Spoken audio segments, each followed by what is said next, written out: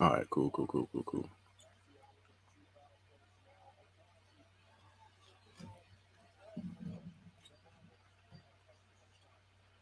Yeah, man, we live, baby. Yeah, man. So welcome in. I had a little technical difficulties early on. Um, Let me end this one. Yeah, man. So I am finally live here. That's great. So, um, welcome in, everybody. I am going live right now. Watching the Western Conference Finals between the Warriors and Mavericks. Man, just going live. You get my live reaction, live thoughts, whatever, man. So, you can go ahead and jump in with us and have some fun with this thing, man. I have to let you guys know that this video is sponsored by the B-Ball Jones podcast, man. It's a very dope podcast between myself and Nelson Haskin, guys. Just here to give you guys some game, show the game of basketball in different light, give you different perspective, and give some game and some gems that players need, and also just have a good conversation around the game, man. So that's all it is with the podcast, man. So shout out to the B-Ball Jones podcast sponsoring this live here. Um, yeah, man, that's it. So I think it's gonna be a dope game though, man. Feel like this will be a dope series. I feel like it's gonna be exciting to watch and exciting to get a chance to give my thoughts live here, man. So something new. I think this will be something fun. See how it goes, man. So but I'm interested to get feedback and see what you guys think. And I have someone gonna be joining me at some point.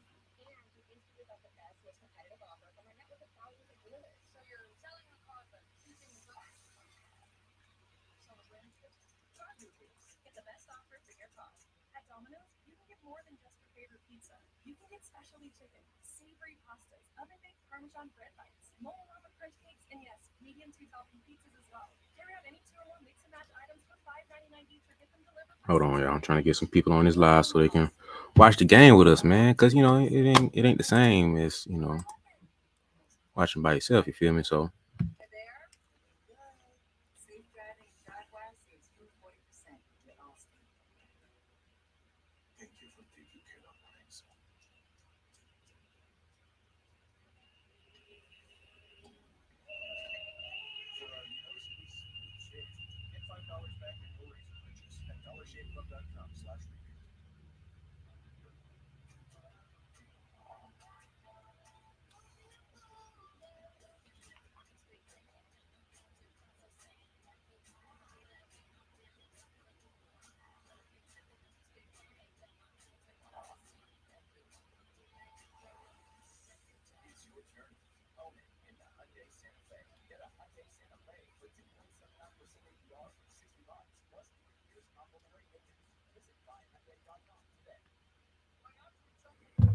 yeah.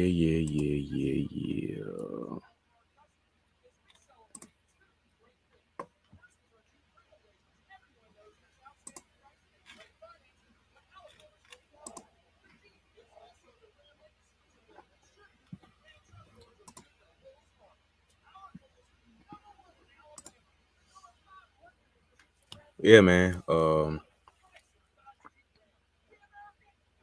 It should be a fun game, fun series.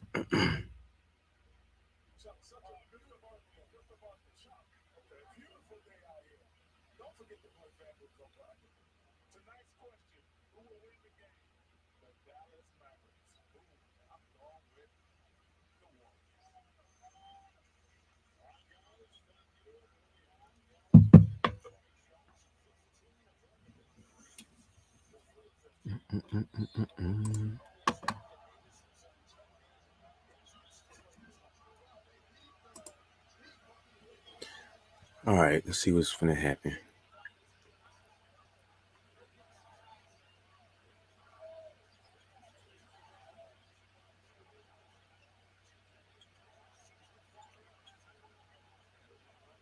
That was tough. That was tough. Man, Spencer Dinwiddie been a bucket, bro. I remember watching him in when he was at Colorado. I didn't think he would be this good. I don't know if he'd be. I didn't think him as an NBA player, but I remember watching him at Colorado, man, and he was a bucket back then. So, oh, Wiggy's got a little shift. It's nasty, nasty. Wiggins got a little bag on him too, man. I think he plays a. I don't think he was ever meant to be a number one, not even like a number two. I think at best he's probably like a number three guy on the championship winning team. I think this role fits him well to where he can give you like 22 and 8 one game, and the next game he can give you 8 and 8 and still be like satisfied. Are you gonna double off a pool? Yo, Poole's finishing was just stupid, bro. Like Jordan Poole finishing is ridiculous. He makes some tough layups, man.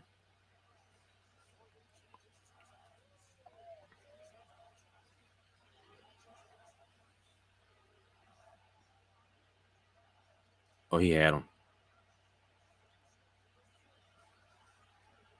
I don't think Luka expected to have him that clean because he showed him go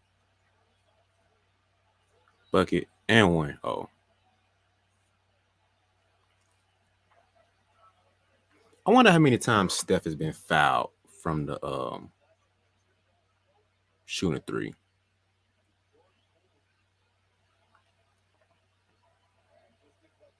Yeah, that's tough. That's a tough lay. I wonder how many times Steph has been fouled shooting three. Like out of all the players to shoot, I mean foul shooting threes, you wouldn't expect him to be one of the people, but I think he is, man.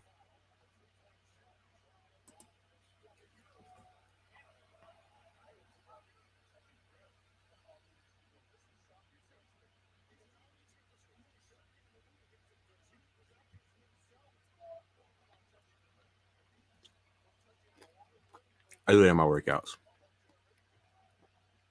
Some workouts when I'm feeling myself, I don't do them like my real shots. Mainly on free throws. I ain't that good of a shooter yet. But when it's certain times, like I do it with my players, like if it touch rim, it don't count. Like I don't care like I have a lot of times my players where they make like 10 in a row, but because all 10 hit rim, they don't count, bro. So it's not surprising that Steph judges himself off of nothing but net shots. That's why he's the GOAT when it comes to that thing. Yeah, I think that's what the Warriors have to do. They have to press Clay, not Clay. I'm getting everything mixed up. They have to press Luka a little bit full court. Can't let him get too comfortable getting in his zone.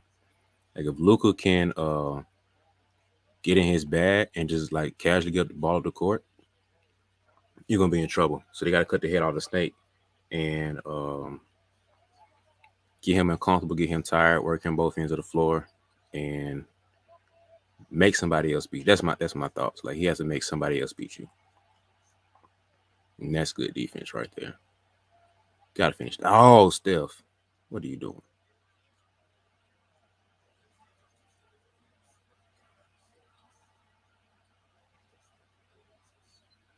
I don't want a good smile. I mean, good foul, Looney.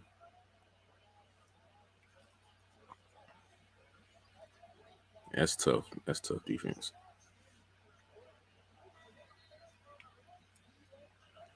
Yeah, they need another big. The Warriors need another big, like for real. Like Looney's dope and he's good at what he does, but I think Looney's only like 6'9", 6'10". And he's the only legit big that they have that actually plays.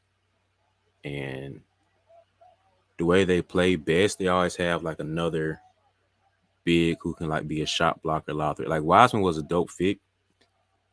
Only problem with him is he's young, and if he could like stay healthy, I think he would have been a nice piece for him. Um, Give me that.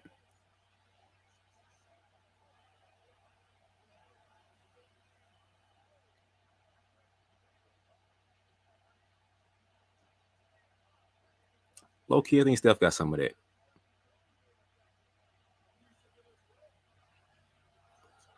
I think Steph tipped a little bit of it, but Draymond for sure got the block. They up 10. So right now, my prediction looking cool, man. I think the Warriors gonna win the series in this game. That was a good way to end the quarter, though. Oh, I forgot they had Trey Burke. Kind of weird that he don't play, but it's in the first quarter. Um, have to let you guys know again that we are sponsored. This live is sponsored by the B-Ball Jones podcast, man. It's a dope basketball podcast. We give different perspective on the game. Have dope conversation, dope talks, different perspective, good debates, and overall, man, we just add something. We want to add something new of value to the basketball gaming community overall, man. So appreciate you guys for watching this live, and just remind you again that this live is sponsored by the B-Ball Jones podcast, man. Um,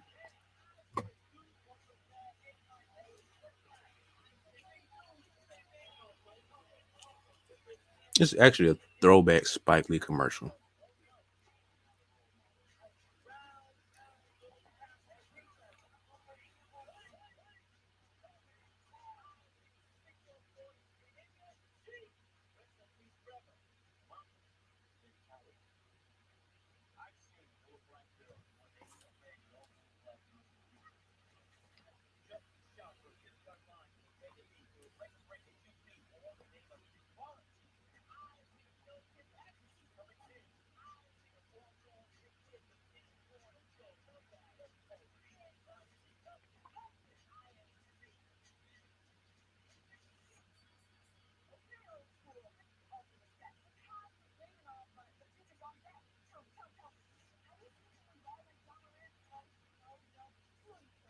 Can't use a video game in this though.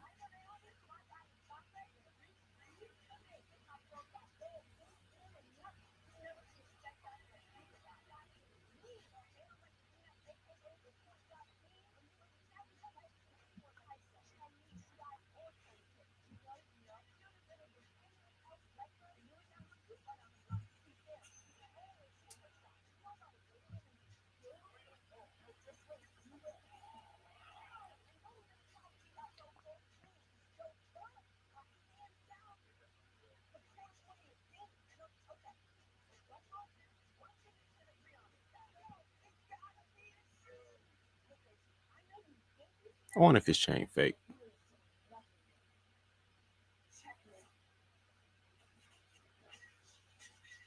That's a throwback Spike Lee commercial.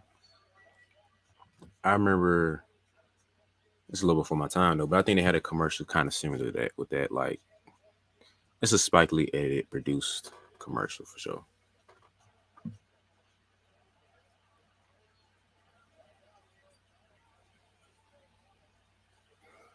Yeah, man.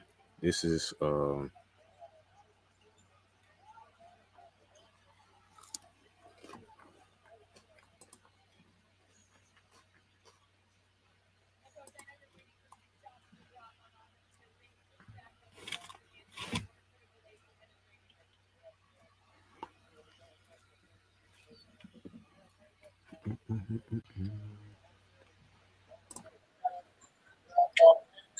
What's going on, brother? what up, man? Welcome to the live. You muted, bro. There we go. Can you hear me? Yeah, man. I hear you now. Let me just connect my microphone at.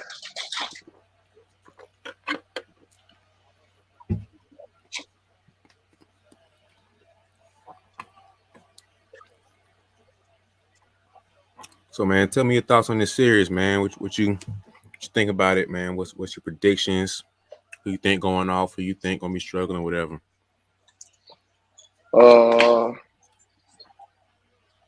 right now, I see it being Golden State in 6 or 7. I want to say 7, Yeah. but one thing I know for sure, or if the playoffs have taught us anything, it's Luka Doncic gonna get his, and what is everybody else gonna do? Yeah. So that's kind of what it's hinging on right now.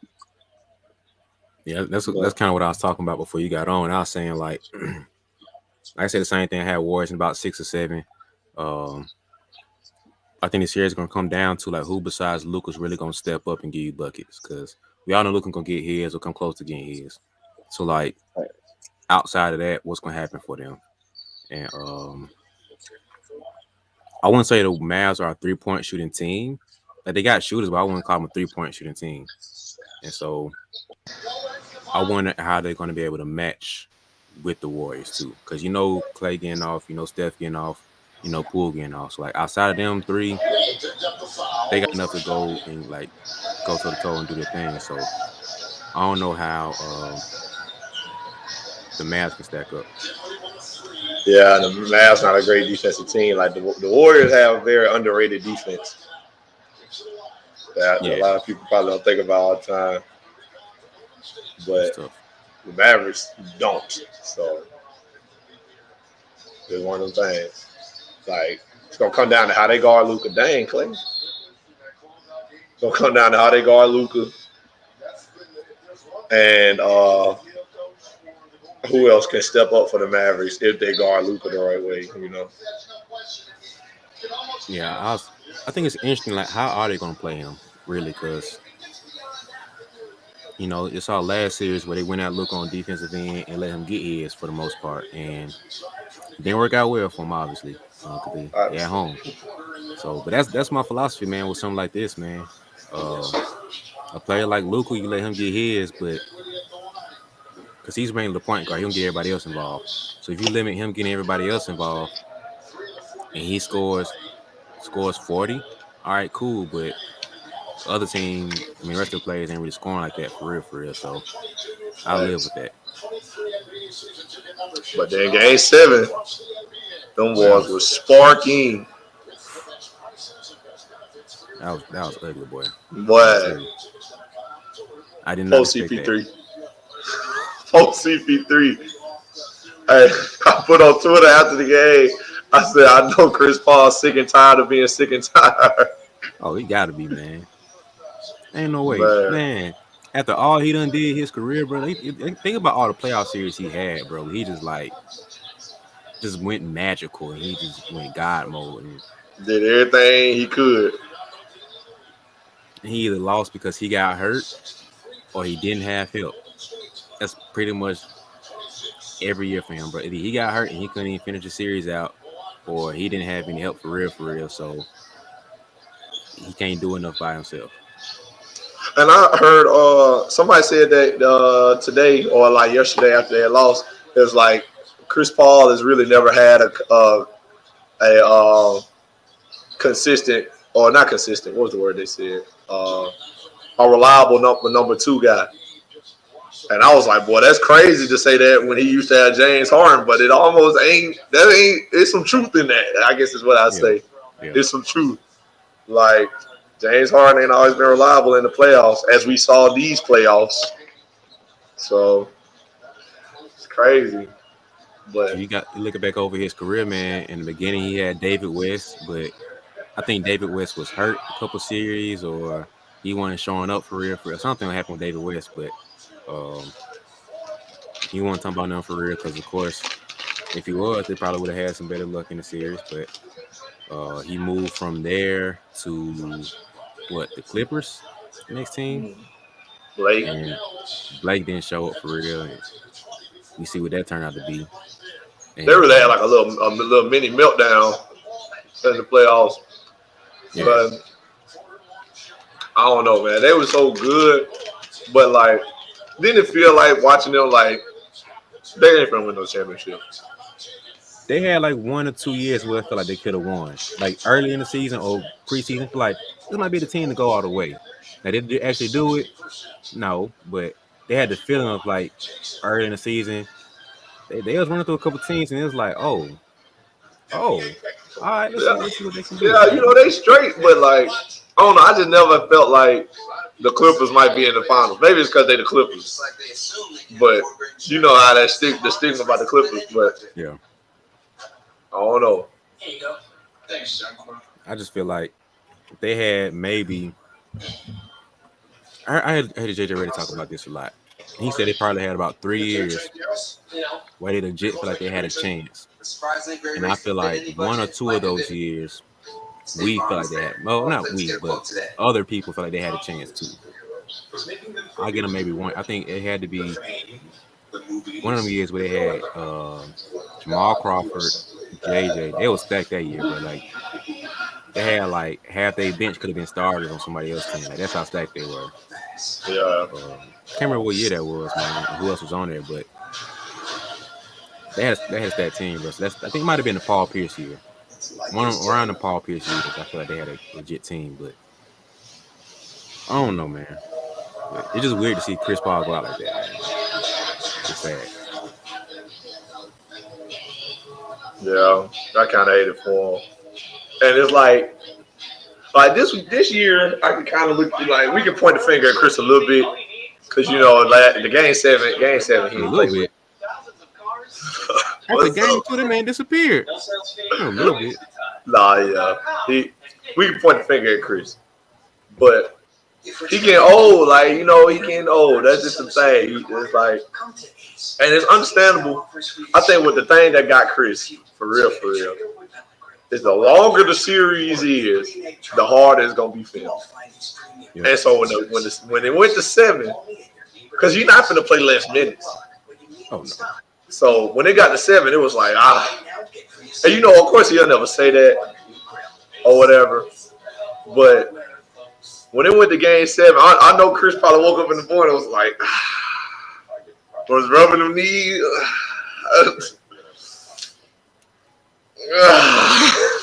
But you know what I'm talking about? Like, speaking of Chris Paul, man, go home.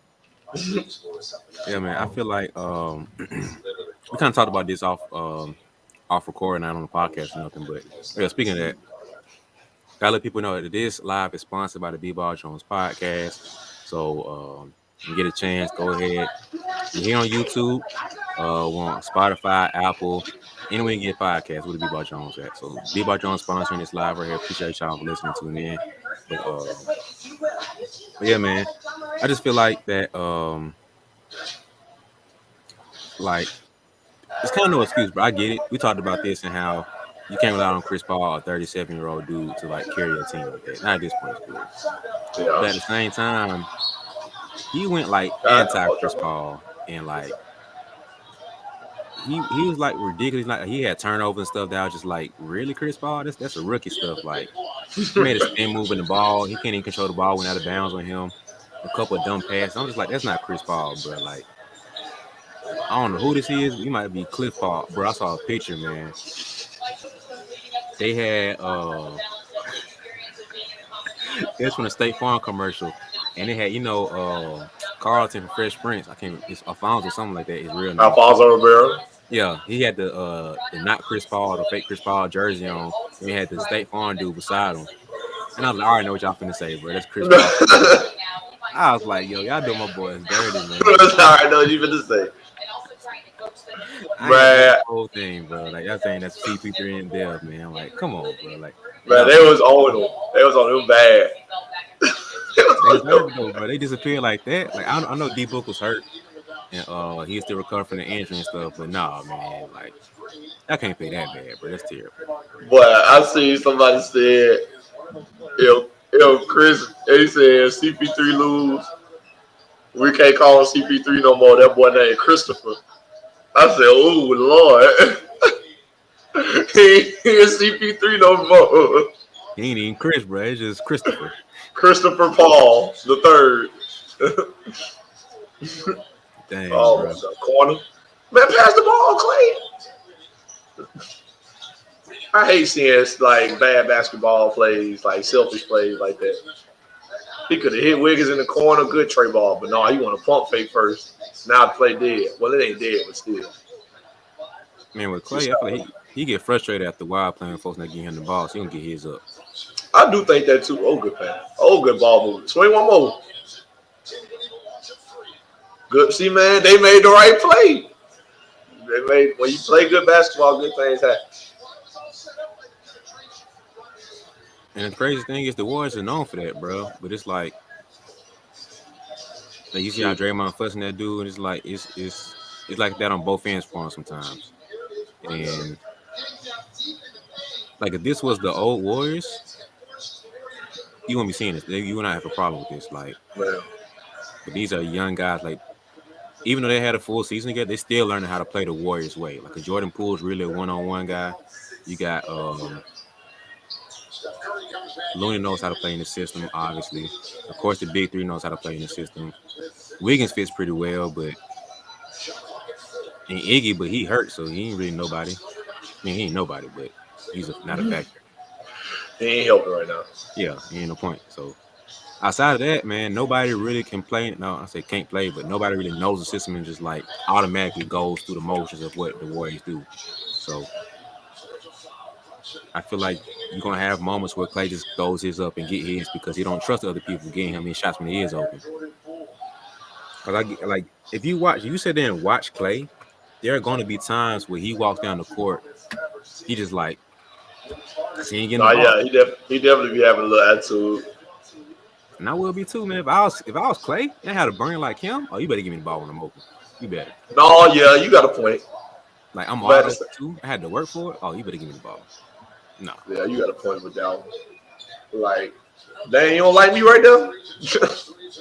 I'm good to say that to my teammates. You ain't like me right there? You ain't like that shot? All right. Especially if you do something with the ball, bro. Like, come on now. Like, really? Right. And man, so yeah, I kind of feel you. Well, I remember one time in game I took a hook shot. I penetrated and then I put my back to the basket, bump, went hook over the top. The hook rimmed out, came out, whatever. A couple minutes later, we went to the media, or like right after that, something happened. I think we fouled, went to the media timeout. My teammate Roman was like, "Hey, you had DP in the corner when you did that hook shot." I said, "Yeah, I had me too." I like the shot that I took. Yeah. He was like, "How would you let you know, bro? You good?" I'm like, okay. I like what I took too. Now I understand you might have been open, but it ain't like I took a bad shot. Swing. The low key me, he like that shot. And one. No care, I never let Draymond Green score on me. I never let him score on me. If I did, I'd be sick. I think he get a lot of hate, man. Like, no, you do. I talked about this before you got on. I feel like Draymond like gets clowned too much for not being a scorer.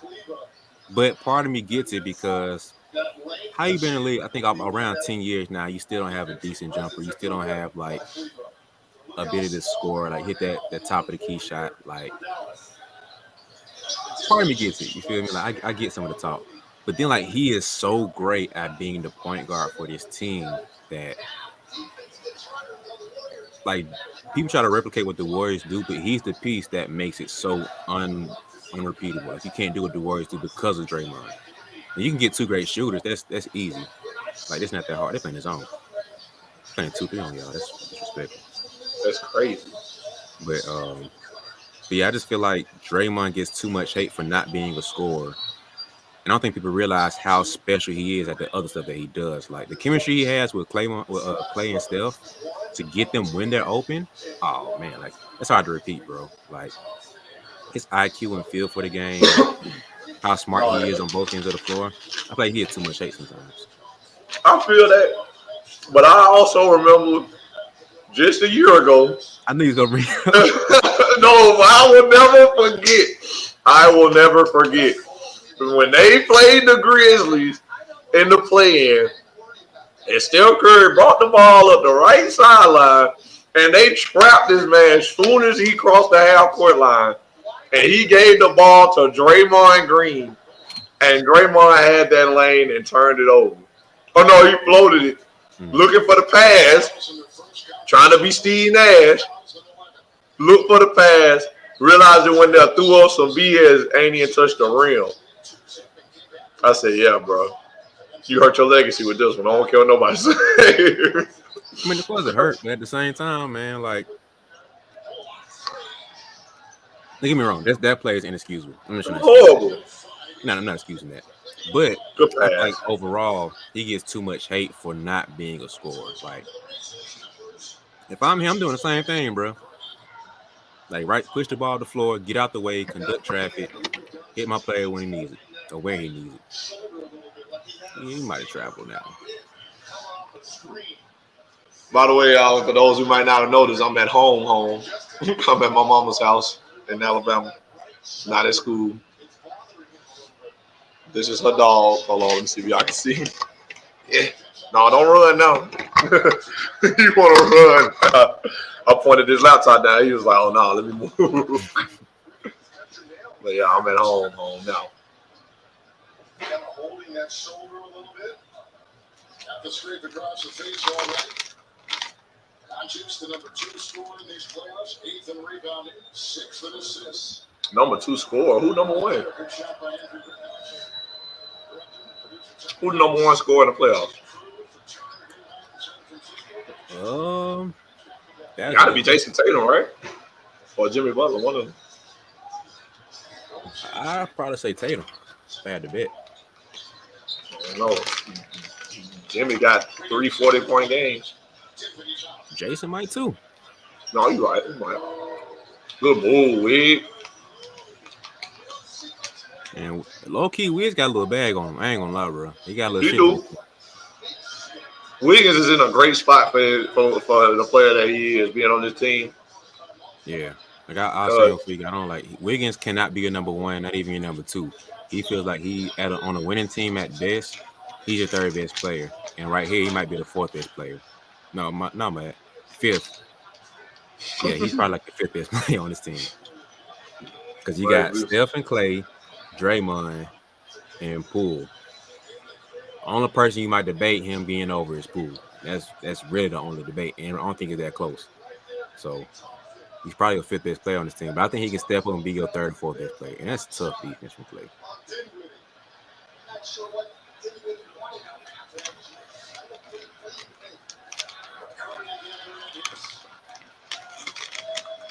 I can't believe they got my take for that.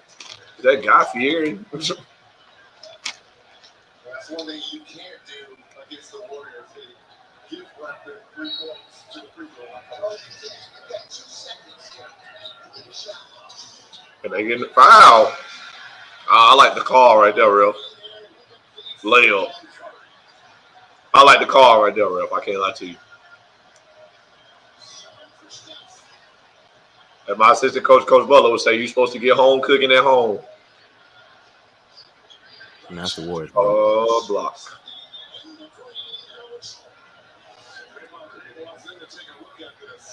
Draymond, stop it. If I'm a coach, I'm not using that coach's challenge unless I myself feel like it was not a call.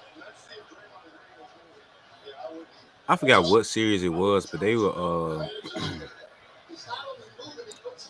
it might have been last round with the Celtics. But they were going back and forth on because there was so many replays and stuff, bro. They just talking about how the coaches kind of play around with it, and Stan Van Gundy's talking about how he used it or how he would use it and stuff in situations where it makes sense too. And I'm like, since you only got 1, bro, I probably wouldn't even touch it the first half. It'd have to be like a get my player out of foul trouble type of thing for me to use it the first half. It's like, because you get 1 every half, right? And 1 in both halves. I don't know. I don't know if it's 1. I thought it was 1 the whole game. I don't know. I ain't 100% sure how it goes.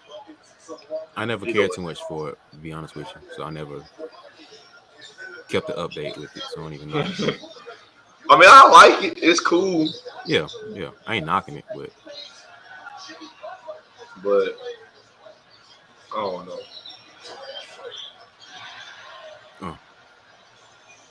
I like the rule because I feel like, because they have it in football where you can challenge a play.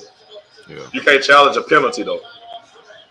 Like you can only challenge like spots of the ball, touchdowns, stuff like that.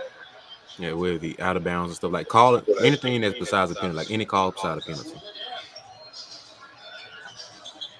They'll pull like a little snatch.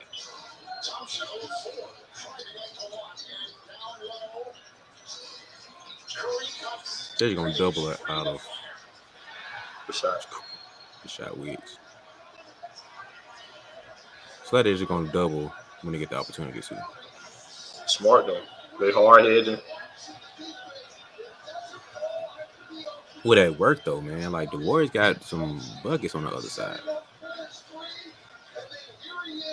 You gotta think, bro. Between Steph, Clay, and Poole, you can't double all three of them, man.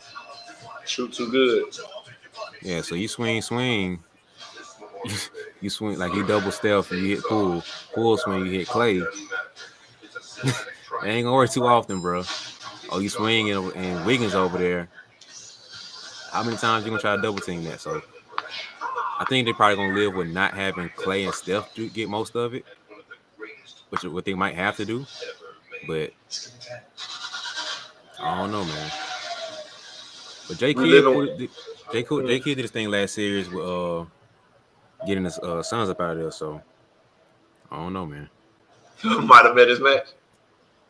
Hey, this ain't Chris Paul on the other side and Devin Booker. You know this. Promise you Steph Curry. Steph Curry is still probably number one point guard in the league, man. So I don't know about that. But I don't know either, man. It's I want to say they're gonna go 6 or 7 games though. Okay. Cause I know when they go back, when they go back to Dallas, it's gonna be tough.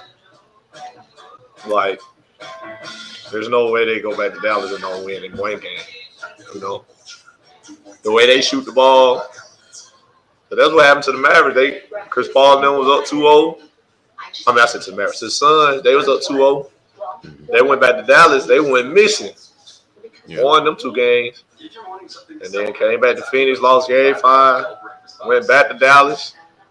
Won 6, then won 7 the way they did. So I think too, they ain't have Luka the first 2 games either. So that was kind of. Oh, they showed that. So then now that makes me think, man, if Luka would have played, would have gone 7. Oh no. That's an interesting little thought that I had after that, because I won't say I'm not surprised, because the Mavs are good. Let's say this, I did expect the Suns to win fairly comfortably, I'll say that. Like maybe 6. I didn't really see it going 7. But I ain't see them Suns getting put out like that, bro. Like they got smacked. Yeah, I don't think nobody saw that coming. Luka had the same amount of points as their whole team at the half. That was sad, man. Sick, boy. And then the pictures of Chris Paul's face. That boy Chris, boy. Oh my God, I felt so bad. I felt terrible. I think he like was crying on the inside. Like probably was just like, really, man. Like this is what my career's come to, man. At this point in my career, like this is it. This is what we doing.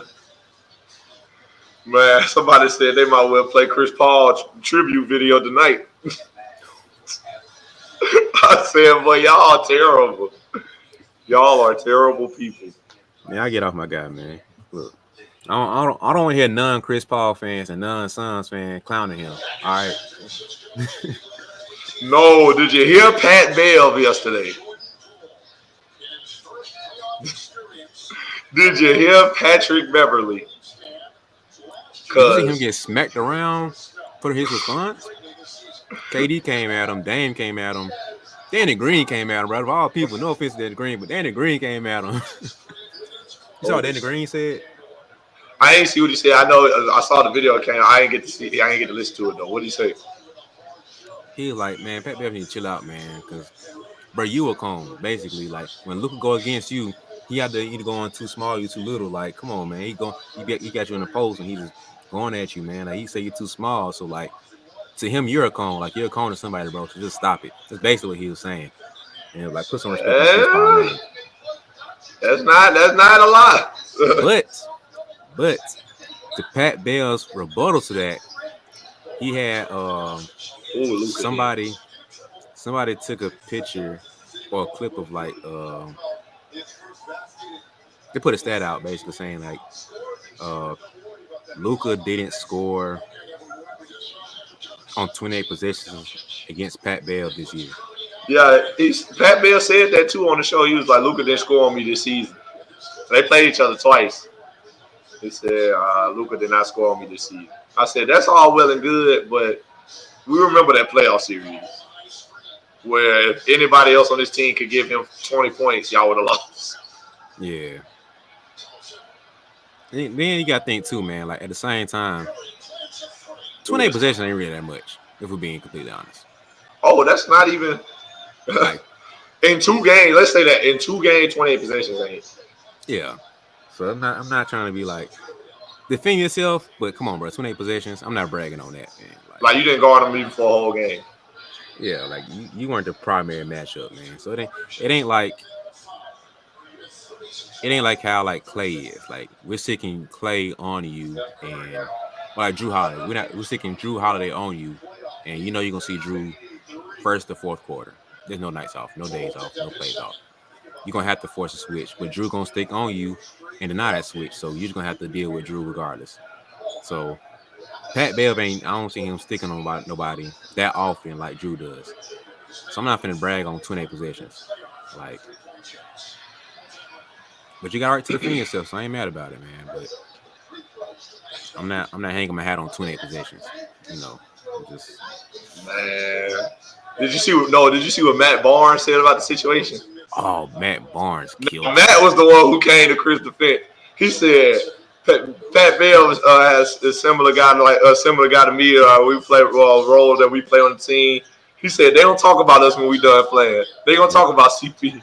Now that was very objective of him and cool of him to even say that about himself. Travel. For him to say that they don't talk about us. So it wasn't even like he was just pointing a finger at him like, Pat, they ain't gonna talk about you when you done. I was like, no, bro, we was role players. They don't talk about us when we done. When we done, we done. But they gonna talk about Chris. He said Chris played terrible this year. He'll even tell you he played terrible, and his numbers this year were still better than your whole career. Yep. I'm like, man, that ain't bad though. That's not a lie. You can tell he's pissed off too. He's trying to be as clean as possible and as like anti-non-smoke as possible. Yeah. You can tell he's trying to keep it like as Disney, ESPN as possible. Because he wanted to go in and be like, you dumb mother. Hey man, shut the F up. You talking about Chris? Chris way better than you. Who are you to talk about Chris Paul, the point guard, bro? Like, who are you? Like, you're an insect in this man's world, bro. Like, come on, man. Like, he tried to keep it as clean as possible. But you can tell, low-key, he was here, bro. Like, if this is all the smoke, but you would have got all the smoke on that one, bro. Like, it would have been loose on that one, bro. So, I respect Matt Barnes doing that, man. Like, 'cause I feel like we need more of that sometimes too, man. Because I like hearing Pat Bell's perspective, though. I like him coming out and saying what he said to an extent. You know, I like players giving the truth. I feel like sometimes players get up there and just try to be too PC and try to like be too media friendly and too much media training. Like, nah, bro, talk your talk, man. Like, don't come crazy at Chris Paul though, but like talk your talk. Like, say what you gotta say, man. So yeah, and I appreciate his honesty and jump like that. Like that's all well and good. But when I start feeling like you being biased or hating, because that's what it was. He was hating. Yeah. Because he don't like CP. He got beef with CP. That should be real. Yeah. Like, so then when I feel like you just hating, now I'm like, okay, I don't really want to hear that. Like, I don't want to hear your gripe with another player, another grown man. Trey Ball. But like Stephen A. Smith asked him, he was like,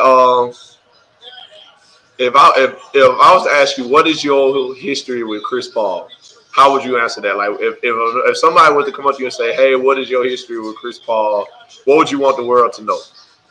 This man was talking about it dates all the way back to high school. Like we played each other at the LeBron James basketball camp somewhere else, not LeBron camp. He was like some camp they played at, and Chris Paul like one of the highest rated. You say when you play good at the camp, you like get to play against the Chris Pauls and the LeBron James, or LeBron Jameses or whatever at the camp that year. You get to play against them in front of a bunch of scouts. And he said he played against CP and he destroyed him. Like I destroyed him. killing him. And like I'm like, so then when he said that, I'm like, in my mind, I was like, so do you have like beef with this man because his career went the way that it did, and yours went the way that it did when you felt like you was better than him? Is that what it is? Because I can relate a little bit. Like I done had guys I played against, and I feel like I done killed or I done got the better of, and their careers then went a different way than mine. But still, like don't mean you carrying this over 18, like however long, 18, 17 years later. It's time to let that go. Yeah. It's time to let that go. And he was like, he was like, y'all give CP passes that y'all don't give other players, probably because he's the president of the Players Association, or he was, and stuff like that. Like y'all be giving him passes. He don't get the same slander everybody else. I'm like, what, bro? Chris ain't got no rings. Supposed to be talking about that. Like, I don't know. I just felt like he was hating, bro. I just couldn't get with it. I couldn't get with it. Yeah, like it got to a point where it's just like you hate him, bro. Like I can't look at what you're saying now as the truth because you got too much emotions and feelings into it. So talk your talk. Like I think he said on JJ Redick podcast where he was like the same thing you said. I went up against Chris Paul and we went head to head and I gave him buckets. That's cool, bro. Like that's high school. That's what's up, bro. Like right. That's what's up, bro. Like congratulations. Nobody taking away from you at all. But bro, that was like 10 years ago.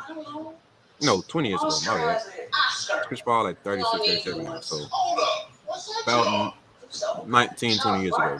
Hey, bro, you hold on stuff from that long ago, bro. What are we doing here? When that was the first thing he said, I'm like, okay, it's making sense. Because I can tell you, there's a guy I played against when I was in high school at AAU.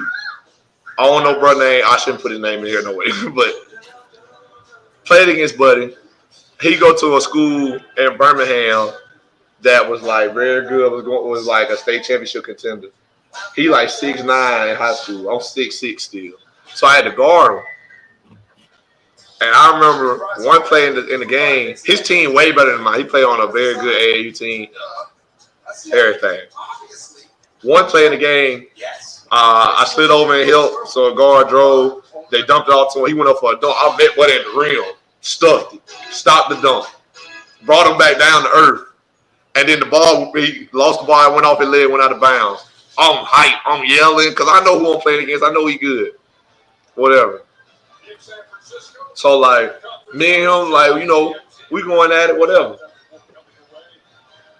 Next thing I know, at the end of my senior year, this man committed to go to a D1 school, and I'm going to Bevel State. And I'm mad. I'm like, man, I played against dude. He not like that. There's plenty of dudes I done played against that went to do other stuff, be better. And I feel like they ain't like that. Kid you not, Brian. It's a guy I played against in JUCO right now. Finna go pro. I played against him when I was in JUCO. Gave Buddy 20 and 20. I kid you not. He had 2 points. I swear to God. He had 2 points. I had 24 points, 20 rebounds. He went D1, and I was and I came to Columbus State. And this man, he been to go pro this year. Now, granted, he a lot better than he was back then, obviously. But so am I. But he a lot better than he was. But you don't think I look at Buddy like, man, he ain't like that. I'm better than him. I done did this to this man. Whatever. You think I don't feel like that? Yeah. But if I see him in the future, I'm not gonna hate on him. I'm like, hey man, you did your thing. Like, you feel me? But you ain't better than me. but you feel me? Good for you, bro. Like, that just I can't get with it. Yeah. I tried to defend Pat Bev from time to time, man, but I'm not a fan of that one, bro. I can't. Like, you just hate it, man. I really can't. I can't defend you hating on somebody at all. When we get it to you, be ready right here. Andrew Wiggins, they allow him, they give him space to work right here. Watch this little chicken wing. Hey, not a star. Excuse me. You weren't all-star, plays back, the numbers are way back, but we still want to keep you involved. And again, we always talk about the superstar, but I always have to. I hate feel about D-Wade in this position, man. You think he's good at analyst? So I will say, yeah, I feel like he's good for this job, but I will also say I don't like him with Shaq and Chuck and Kenny. Let them just have this and let him cover other games. You know what I'm saying? I feel like he's stick out right now. You know what I'm saying? Yeah. Like when I look at him, I'm like, man, what's D Wade doing now? I think You feel me? I think partly because we just so comfortable and used to seeing those four. Right. So now I'm like, oh, Shaq and Chuck on. What D Wade doing here? I don't think anybody has ever fit in with those four. Like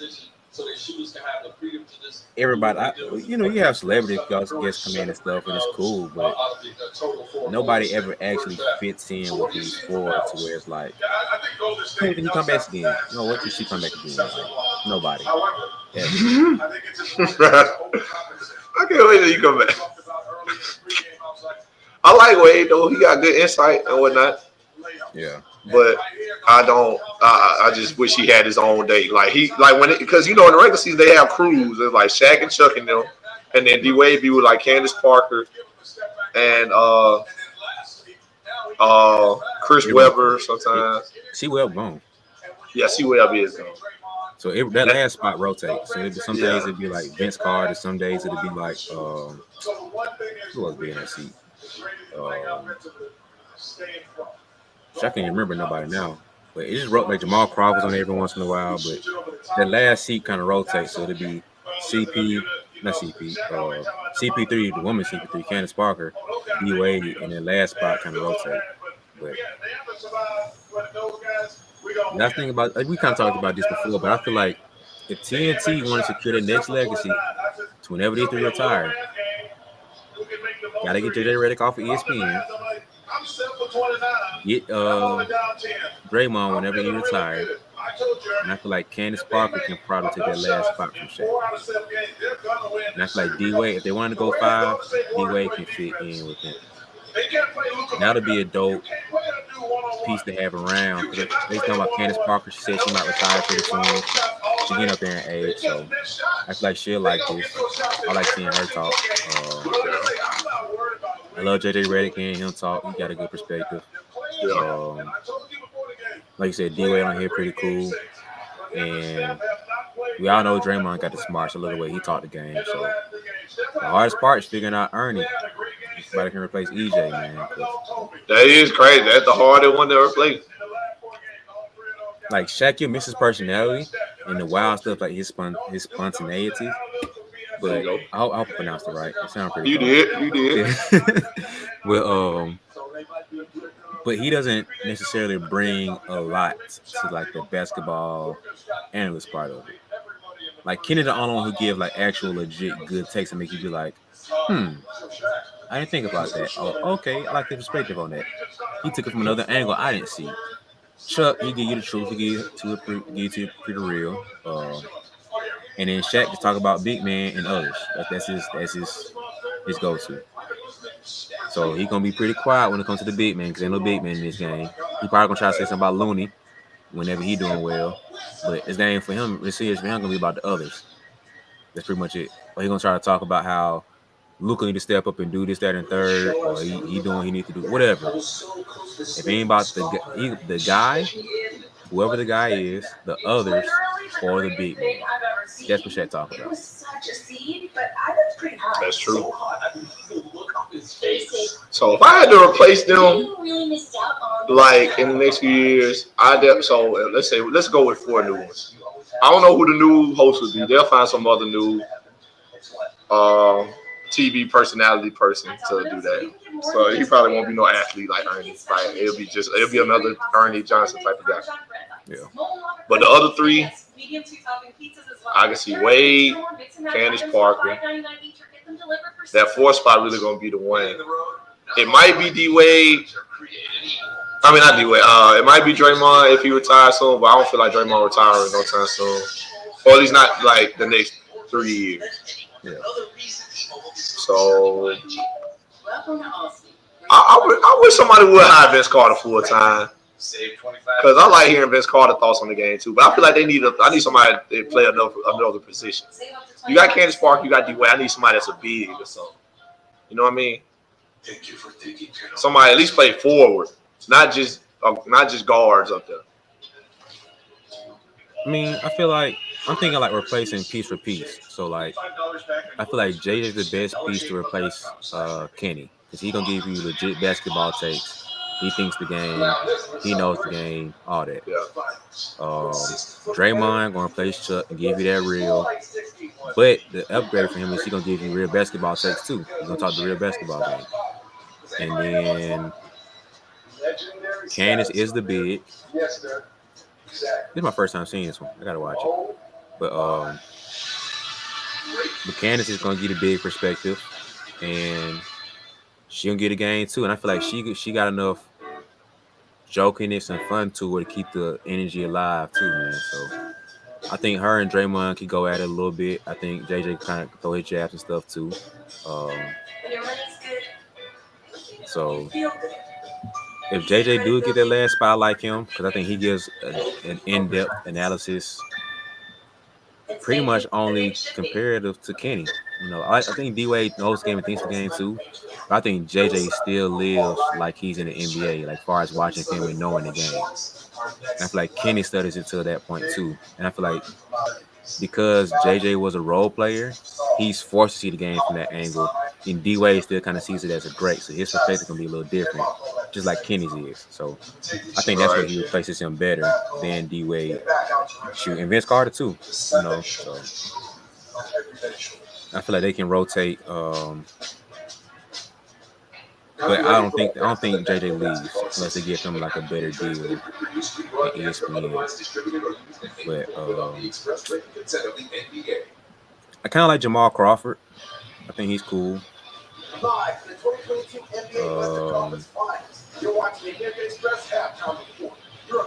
don't know, man. I had to sit down and really think about who all they have, man. Because I know Candace Parker for sure. Like that's my guarantee. Yeah, I feel like she locked. D-Wade probably locked too. But I need a big. Yeah. Draymond retired, he locked in. So that's my guarantee too. You see this what they got on right now? That is true. No, I'm saying I'm looking at D-Wade like D-Wade, what you doing?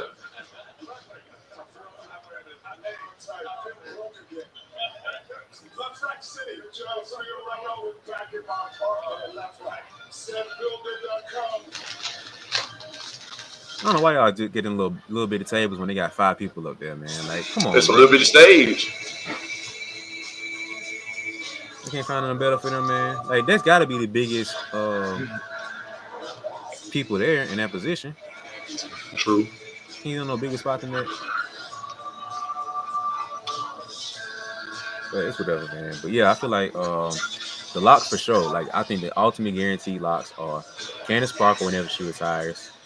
And cause she in season right now, so she kind of messing up with this. But for the most, like during the NBA regular season, Candace is good. They ain't doing it with the WNBA. Whenever Draymond retires, he's locked in for good. He should be. And then I like D-Wade. But do you think he's gonna lock in for this long term? I think that's the real question for me. Yes. You think? I feel like if Draymond was on the show and Shaq was still there, they'll get into it more than Shaq and Chuck. Oh yeah. No, Draymond and Chuck can get into it. If we No, I think Draymond and Chuck could get into it, but it'll be like a playful thing like Shaq and Chuck is now. Yeah. But I think if Draymond was on there versus Shaq, they'll get into it for real. Because I feel like Draymond, you're gonna be sick of hearing Shaq talking about how the big man should play this day. And it's like, bro, this is not early 2000s and 99, bro. Like, stop it. Like, bro, that's not the basketball game we play no more, bro. So stop doing that. That's like Draymond would actually like fight Shaq on that and get sick of hearing Shaq say that. But him try to call out somebody and Draymond actually knows him. It's just like, bro, stop. That's not how he is. Something like that. And I feel like that'll cause him to get into a lot more than it would him and Chuck. So I just like Draymond, man. I think Draymond's basketball take on the game is great. I like hearing him talking, man, because he knows how to communicate it very well to where it makes sense. A lot of guys that know the game, they can talk the game, but they can't talk it that well to where it really makes sense. Like I understand what you're saying, but you didn't say what you're really trying to say. I get where you're trying to go, but you didn't say that. Like if I wasn't a hooper, I wouldn't have got you. Yeah. Like Shaq sometimes he's gotten better over time. He gotten way better. But whoa. Big man got loose. Man. Like, bro, shut up. Stop talking.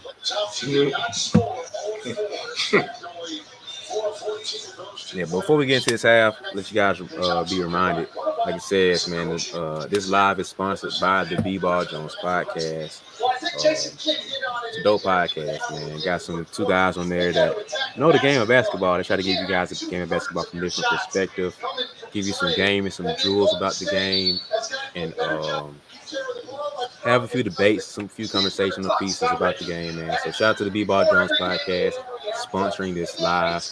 Check them out on YouTube, Spotify, Apple Music, wherever else you get your podcast at, man. So, yeah, man, that's a great play, Draymond Blue. But shout out to that podcast for sponsoring us on this live as we get into the second half of this game, man. Yeah, Draymond blew that, bro. Ain't no excuse for that.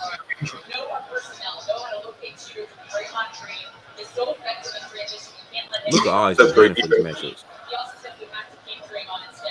He be hunting for like that's the fact. He be wanting to find that one person that he can get a buck on you. Which I ain't mad about, man. Like, cause that's what all the game is about today's getting matchups. Which part of me kind of questions some of this too, because you know how back in the day, man, one of those switching, one of that getting off your man. Like, who you got? All right, you got them, bro. Like, I got too, like me personally, I got too much pride for all the switching stuff, bro. Unless you just get me on the screen, I ain't calling out no switch, man. Like, the only time I call out switches if you got me good on the screen, or if that's good strip. If you got me good on the screen, or drop.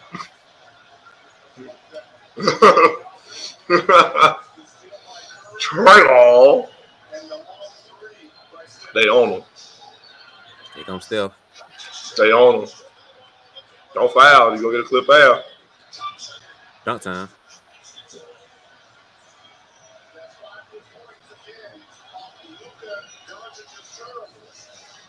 Clay 1 for 5, 0 for 3. They going somebody else. Luka sitting in the corner. They need it, Reggie. Ooh. They needed that one. Uh-oh. Is this going to be the run the Warriors hit? Because you know they're good for one. I told you before. The Warriors, I ain't worried about the Warriors in the third quarter, man. If Wiggins would hit that 3, they're going to call timeout. Oh, yeah. 8-0 run. Start the half. Can't do that. Steph got 8 rebounds.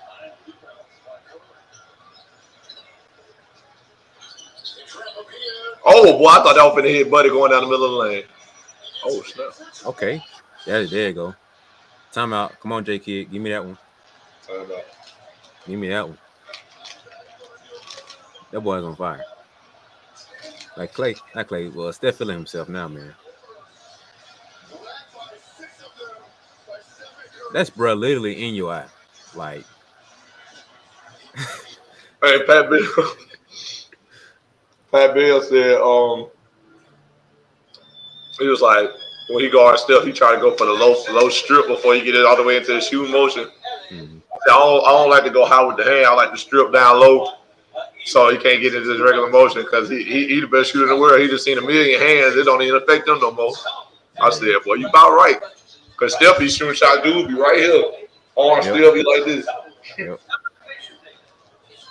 But I think, man, like, you can't guard Steph, bro. Like, I legit feel like you cannot. He's one of the few people that I feel like you legit cannot guard. Like, oh, when he got to go in my way, chalky. Oh man, like, hey, we lost this one, guys. It's third quarter. We lost this one, guys. Yeah, because that dude is on the ball, off the ball. He's a threat, man. So it's like you can't really like lock him up, deny him the ball. All right, cool. Let me come off a couple pin downs and see how long you feel about that. So I feel like that makes him ridiculous unstoppable. Then he got range for days, man. So it's like you stop the ball here, Okay, I'm pull up 2 feet before I get to you. Like now what? Like can't guard him, man. This man Jack Harlow in a commercial with quality. I still ain't listening to anything from him, man. Jack Harlow. Yeah. He got a song with Drake on his new album. Go listen to it. And it ain't for Jack Harlow. Not a surprise. So they did a song. It's called like Summer at Churchill Down, something like that. I forgot. Churchill Down is like in the title. You'll see it. Go to the It sound like a Drake song. So it's like half, what you call it? Half Jack Harlow rapping, and then Drake come in, and the other half is him rapping. So it's like 2 minutes of Jack Harlow, 2 minutes of Drake. Jack Harlow straight. I ain't gonna say he ain't like do good. Like he rapped, it was fine. It was good. Drake then dropped one of the best verses I ever heard from Drake. Like, no, not exaggerating. Like, yeah, one of them ones. Like, what's it called? Like a 7 a.m. in Toronto. Ooh, like, one of them? Man, just go listen to it, dog. It was one of them. One of them ones. I'm telling you, I'm listening to it. I'm like it's one of the ones you got to hear every word he said. I was like, oof. Drake in his bag? Okay. On a Jack Harlow song. Hey, I was like, bro. Hey, he must have that person. Somebody must have said something like, all right, bro, I'm going to take Jack Harlow out, bro. Like, he ain't take him out of the song. I'm going to go take over his album real quick. Because he good for that, too. So, yeah, I've been listening to that Kendrick, you know. Yeah, I ain't been feeling that. I can't lie to you. I haven't been feeling Kendrick. I haven't been feeling it. I haven't heard all of it, but from what I done heard, I ain't feeling it so far. But, you know, sometimes guys like Kendrick, you got to listen to 2 or 3 times. Yeah. I'm not giving strong opinions on it, but I'm rocking with the album. I've been having on repeat lately. Like, okay. I'm taking what Kendrick's giving. I'll say that. What Kendrick's giving us on this album, I'm loving every bit of it. You feel me? So, like, I see where he's going, man. So, I'll take it. I love, like, I really respect it, man. Like, I don't know about album of the year because I still got to listen to certain other people's albums for my opinion on that. And it's like literally just came out like last week. What is that? That right there. That's one of them plays to where like if that's the normal Warriors, somebody would have been there. Steph clicking in his brain that somebody should be in that corner, but nobody on this team is like the Warriors that he usually playing with. So his instinct of all them years of playing Warriors basketball his way, that's bad, man. But he used to playing with that instinct of somebody should be there, and his team ain't that team. I hate them fouls. I hate that joint too, man. It be so many little ticky-tack fouls like that. See what I'm saying? I'm guessing no, Looney should have been there. That's the issue. Looney was there, but Looney's not a shooter. If Looney was a shooter, that would have been Looney right there. But it's Looney, he's not a shooter. That's what I said. What do you want me to do with that? What's up with his hair, bro? I've been thinking about that for years, man. What's up with his hair? Like, what is that? It's a form of expression. Form of expression. No, what is expressing? I have no idea. What are you expressing, bro? I don't want to see what he looks like. Dudley on their bench. I did not know that. Yeah, he coaching. Yeah. I did not know that. Because I remember him early in the season, off season, LeBron saying he wanted him back on the team, but he understands, you know, so he had to go off and do his thing. You got to finish that. Yes, sir. Great basketball. Tell you, man, like this is the quarter that I care about the most if I'm a Warriors fan. If the Mavs can come out and be fairly competitive this quarter and keep it close, then I'll actually be concerned. Like the first half, sad to say, I'm not caring about if I'm a Warriors fan. I'm really not. Like this point, I'd be fairly arrogant to be like, it is what it is. You know, as long as we keep it competitive, we ain't just like getting smoked and we playing terrible. I'm not too concerned. As long as we got a running going on, we like somewhat looking like the Warriors, looking like ourselves. third quarters Keep it where close. like Clay, yeah, keep it close enough so we can fight. As long as we in that and Clay got a punch his chance, Steph got a punch his chance, we good. Man, the White Power start. Play 15 minutes a game. Bad. Bad business. That would be my first year at Columbus State, though. I can't lie. I was playing about 18, 17, 18 minutes a game. Starting. You got to think too, man. Like we ain't looking for him to score. Anybody looking for him to score? That's true, too, though. 17, 18 minutes a game started. I'm like, dang, man. Do I really start? Do I really even start? Or do I just tip the ball off and come out?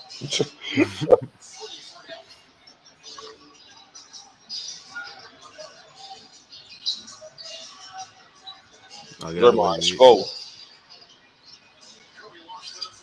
Float. Not because you ain't grabbed that rebound out the gate. You got to take the ball. You got another position.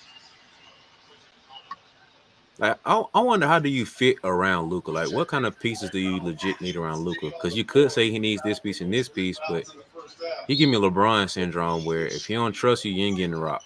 So if you gave him another dope scorer, would Luka be free enough to play off ball? Because I don't even know if Luka can really play off ball for real. And so if you gave him another dope scorer, good block. That's Looney. If you gave him another dope scorer, who would you fit around him and how? Like, yeah, it have to be somebody that can play off the ball, like a Devin Booker type guy, or that's an offensive foul. I don't know about that call there. He got his arm. I hate when guys do me like that. Like if I drive and they holding my off arm, I hate that so much.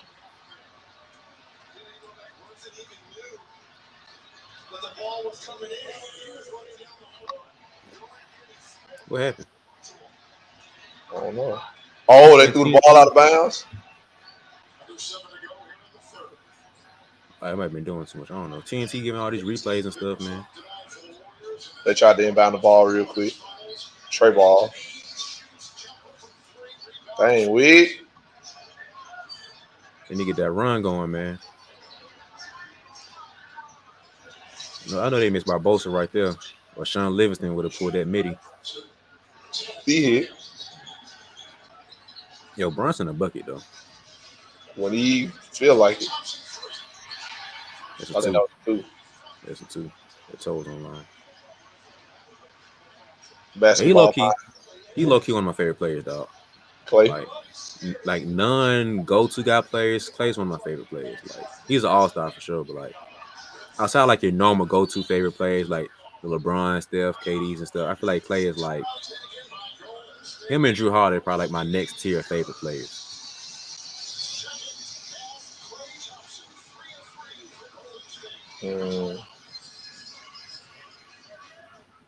So, are you excited? I am, but I'm a little nervous. My guy for that category used to be Ben Simmons. But so much for that. Well, that's good to hear. I used to like Ben Simmons. See how easy that is? That'd be the worst thing. He's going to have to ball out next season. Man, I might come back around if he do. But as of right now, cannot be a Ben Simmons fan. Yeah, it's tough. You're going to have to like really be a Ben Simmons fan, like a diehard Ben Simmons fan to be a Ben Simmons fan. That's tough, man. Like then he had back surgery after the end of the season. Like, did he really though, or was that just something he said? I honestly don't know at this point, bro. I don't know if I could trust, bro. I really don't know, man. I ain't trying to throw no shade or nothing, because like we said before, I really don't know the situation, man. So he just got too many pieces for me to like consistently trust what it is, because it's like first it's my back, and then it's this, and then it's my mental health, and I ain't trying to question nobody on none of that stuff, man, because you really don't know. But I don't know, man. I don't know, man. I just know I wasn't the biggest fan of it. I don't like it. I think what hurt him too is that he never officially came out and just like, yo, this is what's going on. He didn't want to play in Philly though. And then when he came to Brooklyn, I'm like, okay, why you not playing? Exactly. But somebody hurt it back. He ain't played the game in a year. He hurt your back. I think that's what really hurt him because he never officially came out and he was like, this is what's going on with me. You know what I mean? Like everything's been he say, she say coming from the Ben Simmons issue. Besides Ben Simmons coming out and say what's up. So I feel like he left too much up open for other people's interpretations and opinions. And by him never officially coming out and saying whatever, even if it's like a BS statement from his publicist or something, like at least have something to be like, this is really what's going on. Because you got too many moving pieces for us to be like, is this really what's going on? Because at first I was like thinking he's trying to get out of Philly. So like whatever he can say he got a Philly, all right, whatever. Then it kept growing and moving when he got in Brooklyn. So it's like, okay, he should be able to play at this point. So I was expecting like a week or two after he got to Brooklyn, we'll see Ben Simmons finally come out. And it kept going on. And then a month later, he should be good now. Like, you know, his back should be healed, quote unquote. Mental health should be better because he in a whole new place, you feel me? So whatever his excuse was before, shouldn't be there now. And now we here. Now we here in May. The boy still ain't played the game. So I don't know, man. Man, I can't get with it, bro. Words I live by, B. You better get out there and hoop. Words to live by as a hoop. No matter what's going on in your life, you better get out there and hoop. You said your mama's sick. Hey, you got a game today. You better get out there and hoop. Now, you know there's exceptions to everything. You know, obviously, somebody passed away, you got to go home, whatever, things of that nature. But you tired, man, you better get out there and hoop. Yep. Man, my knee just ain't feeling right tonight, man. Guess what? We got Phoenix. You better get out there and hoop. Yep. Try to say, hey, man, you got to do stuff, right? You got to play. You don't want to be in Philly? Too bad, bro. Tell her you want to trade, then get out there and hoop. I can never be the guy that don't play. Did he care? They all care. That was one of them cares where it's just like, yo, how'd you get over that hand? Like, you know, Magic or something? You know, Magic. Steph be killing me with something behind the back passes, dog. Clay been killing them off the back doors. That's Clay game, dog. Like, that's why I love him, man. He know how to hoop. Good shots. I think low key he slept on for his IQ. Who? Clay. They all have high IQ. But I think he gets. I mean, of course, like to be in the NBA, you have a certain level of IQ. You know what I mean? And then to play on the Warriors, you have to have a certain level of IQ. But I feel like his timing and spacing and stuff, like I don't think he gets stuck on for that. Get a bucket, Clay. Oh, he finna get it. Good pass. Good dunk. See, that's what you get when Clay get his touches, we good. All right.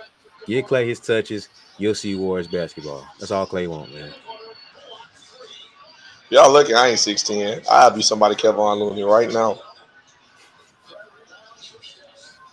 I went and watched the Nets play the Hawks a while back. I seen that game. KD had 55 and they lost because they couldn't play no defense, couldn't string together stops. I said, Nets. I tagged KD on a Twitter post. I said, heard y'all need some defense. I might be your guy. Put your boy on a 10-day. Just see what I'm talking about, man.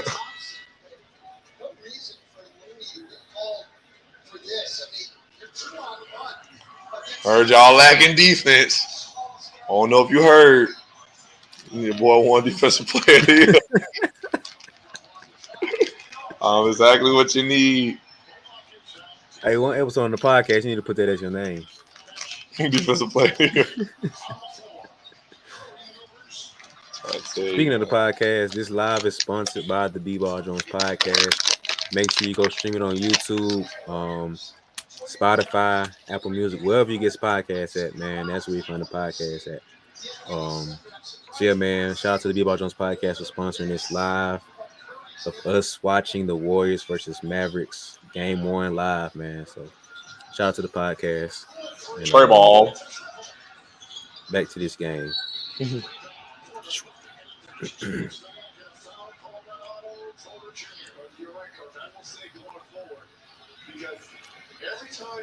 Just chill, Will Chamberlain Jr.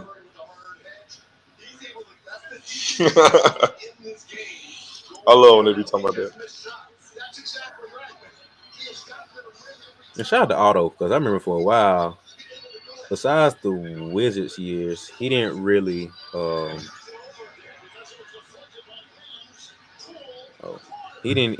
do too much, man. So yeah, I'm glad he kind of finding a role, playing it well.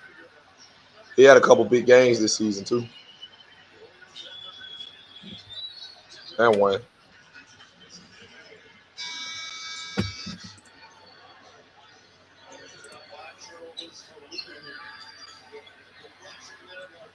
Oh, who was hurting the shot?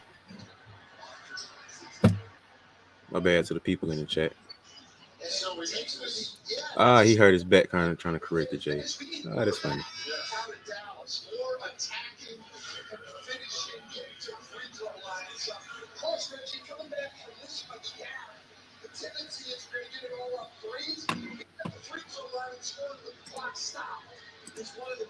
Oh yeah, Otto was. Yeah, that's true. That's true.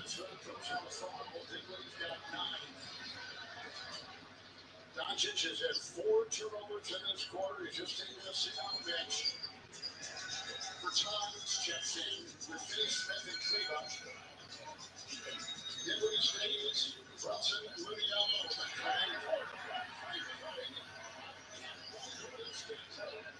That's why them boys special, man. Trey ball. They needed Spence. You didn't give it to him. Now they finna go down here and bust a 3. And it's Clay. Nah. Like I told you, bro. I think Clay is the piece to them runs, man. Clay was really get them going on the runs. Like Steph especially do his thing when they actually get the run going. But Clay actually sparks the fire, and Steph just make that jump. Down one. Like, stuff like that, bro. Like Clay's the one that sparks the fire for the Warriors.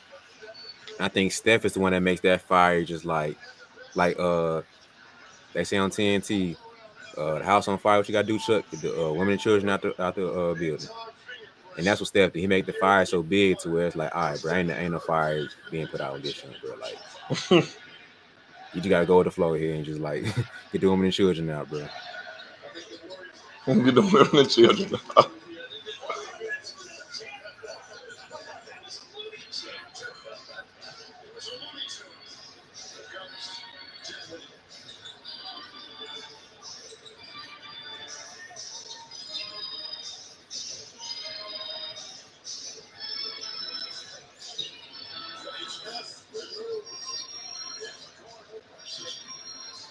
That's good rotations. They ain't box out.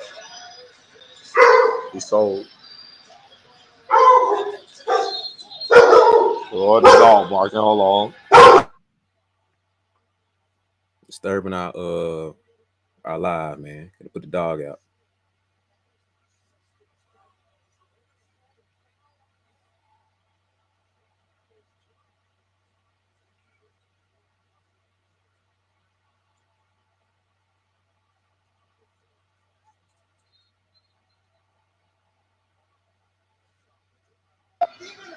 They called offensive foul just then. Yeah. I don't know if I like that one, real.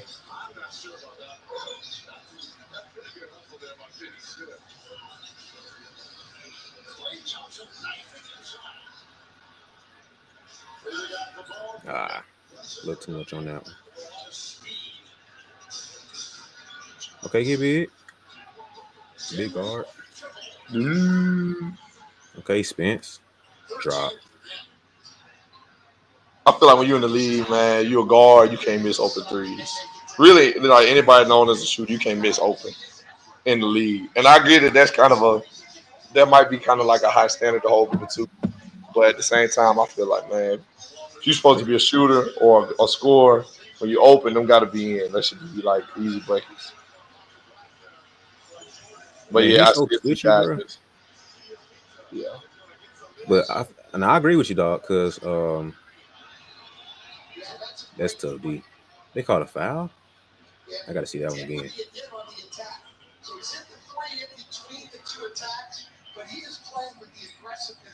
But no, like once you get to the league, bro, you're not paid to miss the easy stuff. So we can't afford to have you missing. Like we did all this work to get you this open shot, this kick out. Why you missing? You know what I mean? And you got a handful of players that just like that do make the more difficult stuff, and the easy stuff is hard for them to make or difficult for them to make. But overall, bro, like ain't no excuse for missing wide open shots when you got this. We worked this hard to get you this easy shot. I don't know about that one.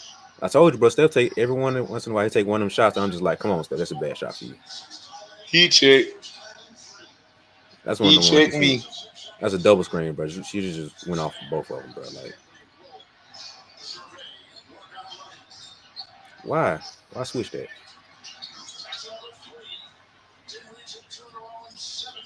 See, I mean, Looney does his job. He can guard guards, but that wasn't a needed switch. That wasn't that tough to get around. Play was Are we there. serious?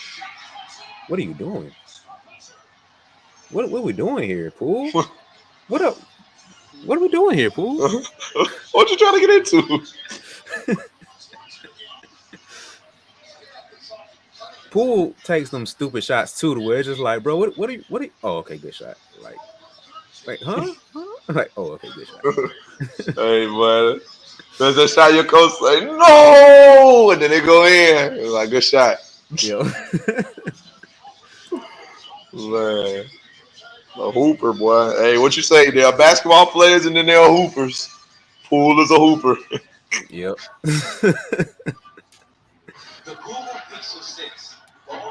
Yeah, he one of the ones that can get away with some of them stuff, but you don't want him consistently like trying to pull it out the bag to where I'm just like, that's the shot you took. That's the shot you took right there. That's the shot you feel like was a good shot, bro. Like that was the one. All right, I see what you're doing.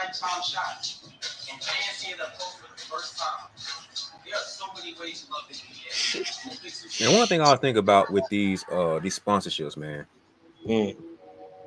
How many of them players actually use these sponsors? Like, of course, I think none of them use the car sponsorship. Like, LeBron ain't driving no Kia. Shaq ain't driving whatever car he used to be sponsored with. So, like, and is Chris Paul actually sponsored by State Farm and using State Farm as his insurance? Or did they have, like, some uppity up, like, unknown elite insurance for celebrities that we don't know about? Like, I wonder how many of these sponsors do they actually use, bro? That's one thing I was thinking about. Oh, like the guys you talking about the guys in the league use? Yeah. None of them. You think LeBron drive a Kia? Of course He don't.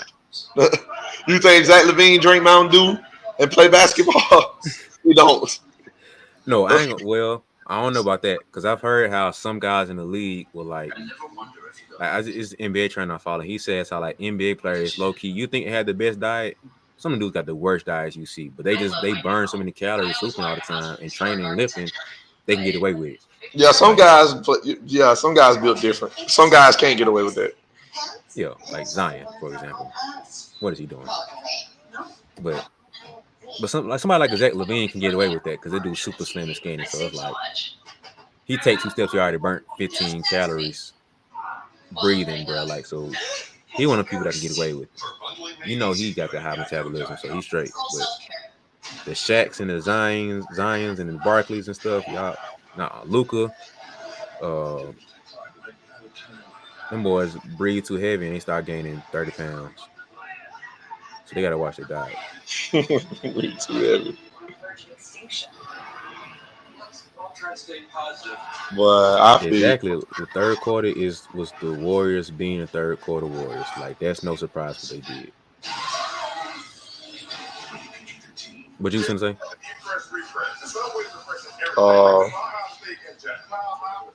My homeboy texted me talking about some do Luka.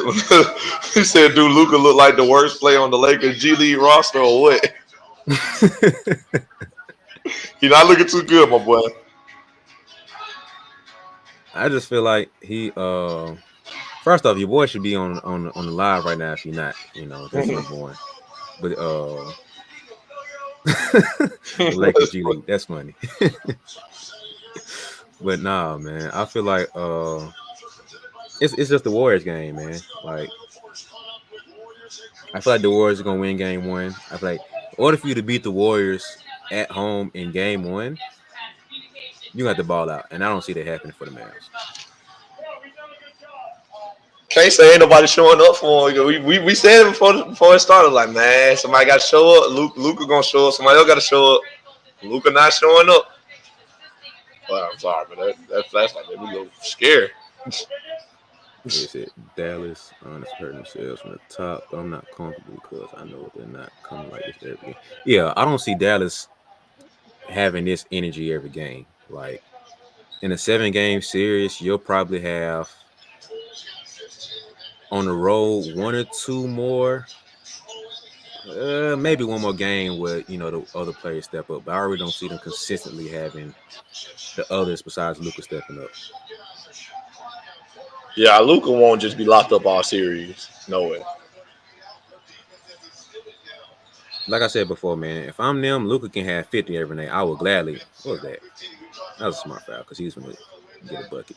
But yeah, I feel like Luka, if I'm the Warriors, you can have 50, bro. Please have 50. But Spencer Dinwiddie, 10. Dunson, 11. Everybody else, nothing. Luka finna have 50, and the rest of y'all finna put up another 30 points combined so we can win 120 to 80. Because that's the only way that I feel like you can consistently beat the Mavs. Like, the Mavs have to outscore, and they don't have enough defense to slow down, let alone stop the Warriors. Like, the double team stuff is cool, but once again, stay out the ball, you double team him, swing the pool, try to come up on him, he swing the clay, tray ball. They ain't finna work consistently. I think the Warriors have a great scheme, though. It has to be said that they got a great defensive scheme going for Luka. And it's working. Yeah. My brother got Warriors in 5. I got Warriors in 6. I feel like the Mavs definitely Smoke. I used to check. Yeah, I'll just put it on my phone. All right, cool. Smoke, what going on, boy? Hey, your boy's hooping. He a Golden State fan. All right, I see. They hooping. See what we dealing with here, man. Got a Warriors fan. Watch y'all talk Hey, about boy. He on Facebook right now going crazy. I know he is. Smoke been a long time watcher of the podcast, man. We appreciate Smoke. Oh, yeah, definitely appreciate that, man. A lot of love for that. Kick out.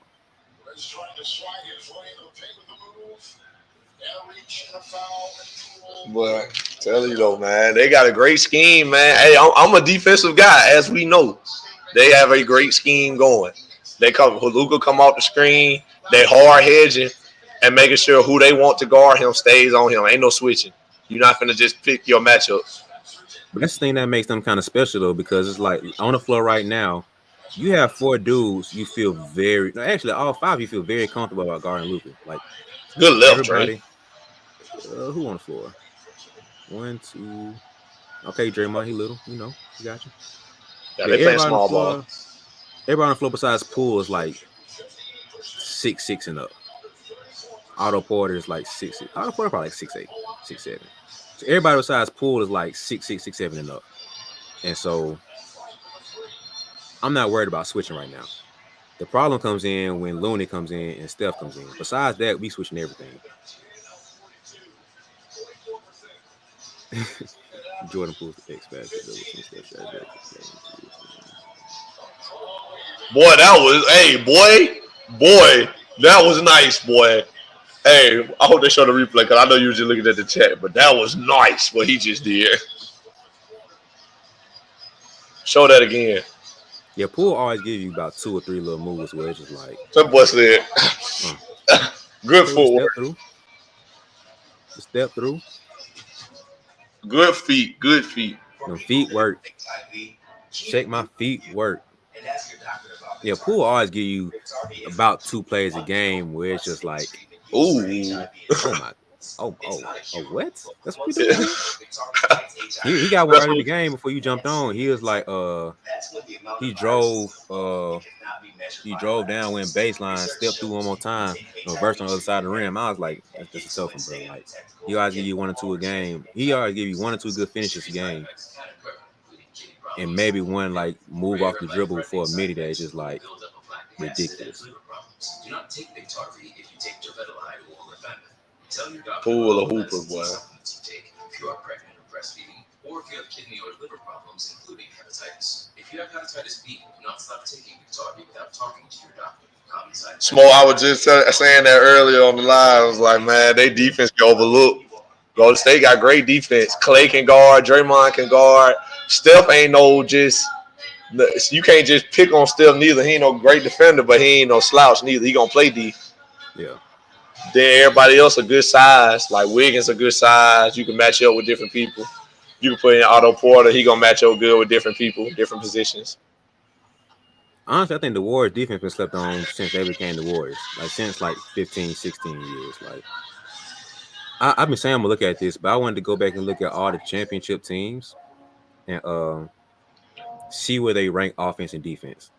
Because I feel like most people on TV still hold on to the image of defense winning championship. I'm not saying defense does not win championships, but the mindset of defense come first has been dead for at least 10 years now. Arguably more than that. So, like, stop saying defense wins championships. Yes, you need a good defensive team. But if you ain't got no buckets, you're not winning. You're not winning no games. Not multiple years, at least. You're not gonna be. It's gonna be one of them years like the 04 Pistons, where it's like it's one of them ones. You feel me? You're gonna get one of them ones. But when you're looking at you as like the outright dominant champion, you know what I mean? But like, if you look at the Warriors years, the Warriors are arguably, I think he had a top 5 defense every year. The Raptors, when they won, they had a high shot defense. Those Heat teams with LeBron and D Wade, a high ranked defense. The Spurs teams, like, you're not going to get that high without like a good defense. But overall, you got to outscore the other team. Like, you got to get buckets on the other end.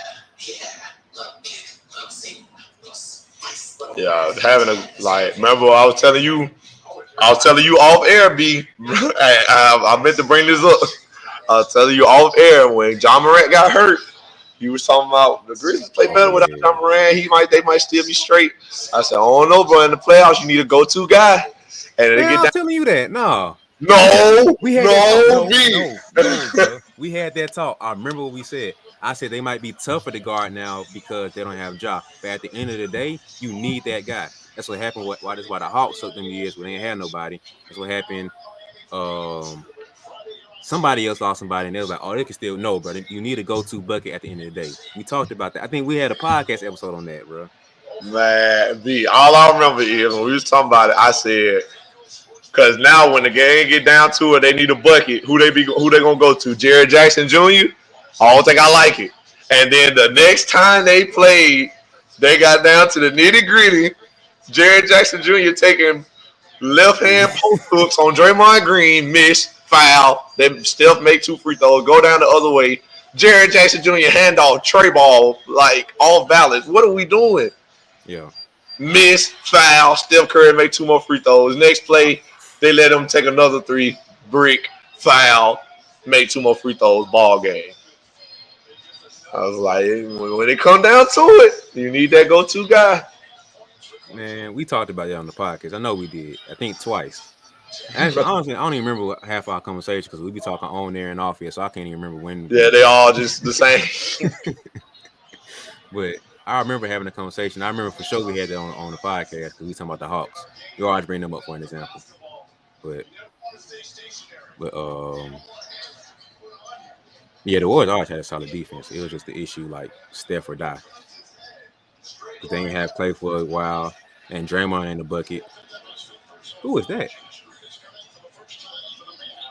Who throwing lobs with him? Looking like Michael Jackson. Who was that? But for real, though, what is Reggie doing with his hair? Like, I ain't trying to be funny. Like, he had like 4 dreads, bro. I'm like, I've been seriously curious about that since he came in the league. Like, what is up with his hair?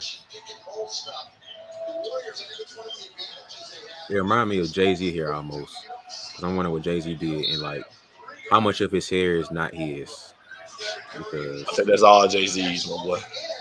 I don't think so, bro. You think his hair grew that fast?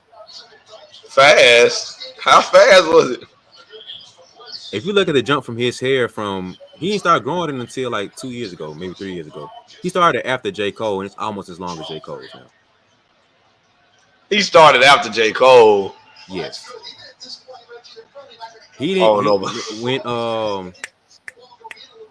last album 444 that came out 18, I believe. Yeah, 18 or 19. He started growing his hair after that, for real. So it's been 4 years. J. Cole started growing his hair like 16.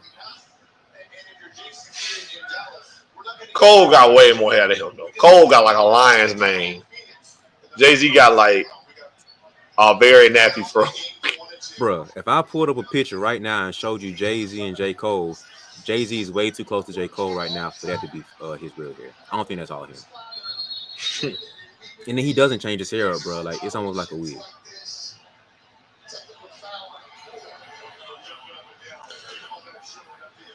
Yeah, but you right. I'm looking at the chat, but yeah, the Golden State ball movement is elite. Like they the new Spurs. Remember how we used to be like, boy, they moving the ball like the Spurs. Yeah. We talking about Golden State now. We swinging it like Golden State. Yeah. And that's why they a dynasty. Yeah, I think we talked about this, but off air, it's like the Warriors are the upgraded version, like the 2022 version. They're the modern version. Yeah, because they have the high-powered scoring. Like they have the defense, of course, that's what the Spurs have. They had the ball movement, but now they have like the ball movement on top of nuclear-powered scoring on top of that. So we ain't just finna go on a nice little run. We finna go on a 30-0 run, and you finna be crying by the end of the third quarter because you got Trey Ball from Steph, Trey Ball from Clay, Draymond throwing lobs, and Iggy throwing lobs. Now you got Poole out here dancing on dudes. Wiggins getting busy on the floor too. So it's like we doing on 30-0 run when you still thinking about the first live we had, bro. We 20 points removed from that now. So you didn't call 2 timeouts trying to come back. So it's like, and then I think what makes them also special on offense is because Steph isn't just great on the ball. He's almost just as elite off the ball as he is on the ball. So you can't just stick him and be like, okay, we shut Steph down. No, he finna move around, get you tired, and then Clay play off the ball too. That's what makes him so nasty, bro. Like, your star players aren't just ISO one-on-one. So you try to double team me. Okay, swing, backdoor here, come off the screen here. What happened to the double team now? To most teams, you double team somebody and they gone and you good. So the ball moving on top of the nuclear power offense they have with their defense, that's why they special. That's facts. You can't keep up with Steph. You can't double. Like that's what made it. That I'm gonna go back to that Draymond Green play with the Grizzlies. When Clay wasn't playing, you seen it. Yeah, you seen it because it was like now we can double Steph, and it's like somebody else really got to beat us. When they had Clay, somebody else could beat you. So now you talking about, Clay in here, get Steph. Don't let him touch it. Double him. There's 2 people wherever you go. I don't care who it is. Yeah. Make Draymond make this tray ball. And then that was enough back then. That season. Then the basketball guys gifted them Jordan Poole, the third splash brother. I don't even know. I say they just gifted them that one because the Warriors are credited for like getting young guys to groom and play well. You know what I mean? Well, not that, but they know how. They almost similar to the Spurs too, to where they have a great eye for talent. Yeah, and you can't deny the development of Steph and Clay and Draymond too. Because almost everybody else they had at that point, they were just very smart pickups. Because Livingston, Barbosa, McGee, Jermaine O'Neal for a year or two. Like every pickup they had, besides the core 3, were smart trades and smart free agents. And so I feel like because Jordan Poole was drafted there early on, I think, and he moved up and went to the G League and stuff, earned his ranks. Gary Payton Jr.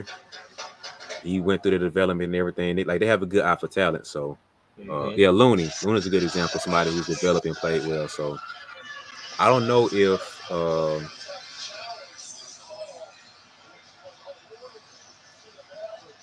that's yeah.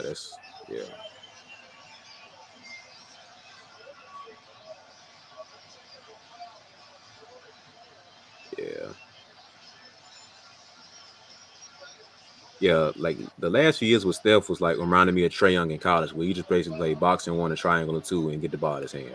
Like 6 turnovers for Luka. Not good. And he done missed like 4 free throws. Something up with him, boy. He is not liking tonight. that's not too surprising, to be honest with you.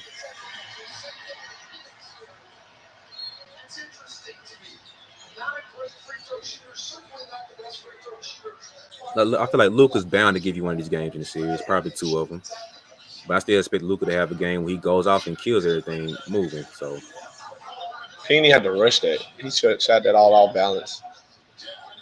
where you feel at, Poole? Nobody by you. Nice lay. That's tough. Is that Jackson? Huh? Is that Jackson? I can't remember his name. That you laid it? Yeah. No. Played at UNC. He almost looked like Patrick Mahomes from a distance. Mahomes. 6.5 to go.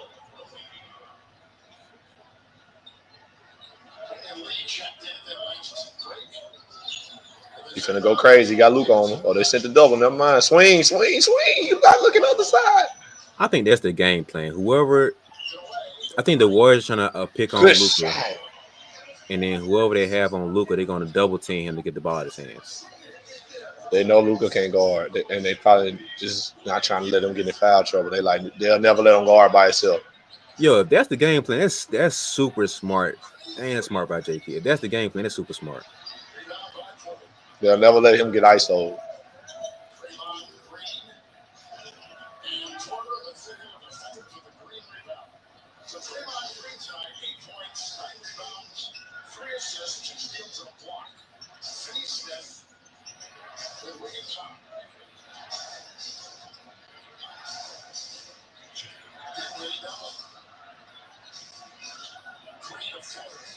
Oh, goodness.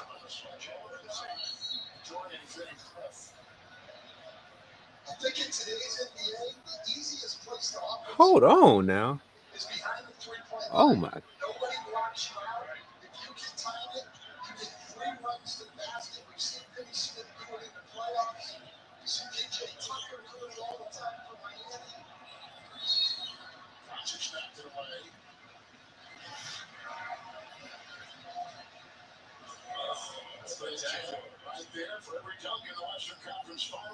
Every once in a while,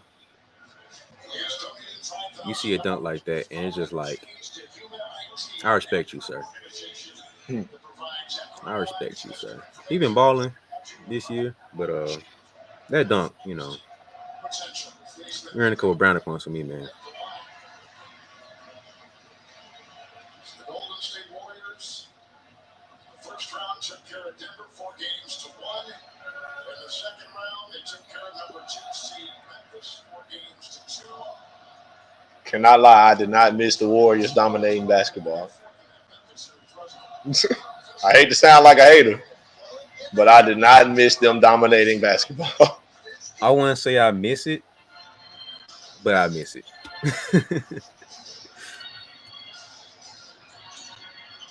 Like I did enjoy seeing them play good basketball. I wish we could get the Warriors.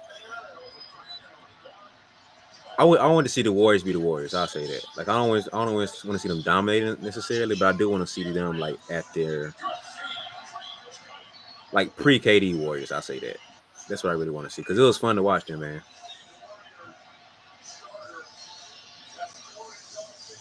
I did not expect 30-point win this game though. know, it's crazy. They was on ESPN this morning. Pat Bev and them was talking about.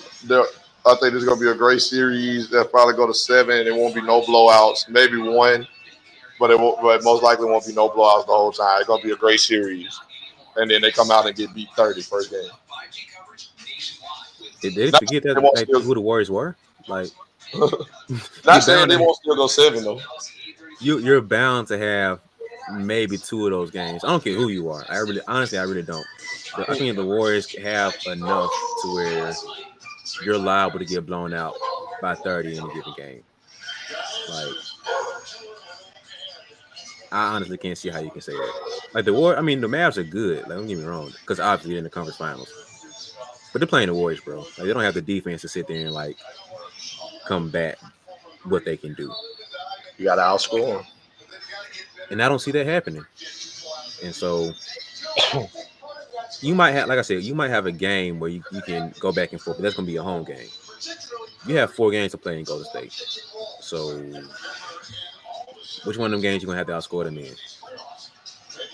Better find you one. You're going to have to either outscore them or play great defense. I don't see either one of those happen in 4 games.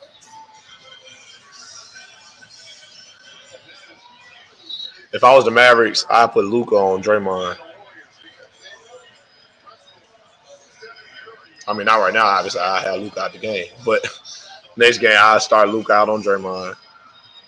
And every time Draymond sets a screen, I'm doubling. Now you're making him be the playmaker that they want to have. I'm saying, but I'm make the guy who had the ball. Most likely, they send the screen for Steph or Clay or Poole.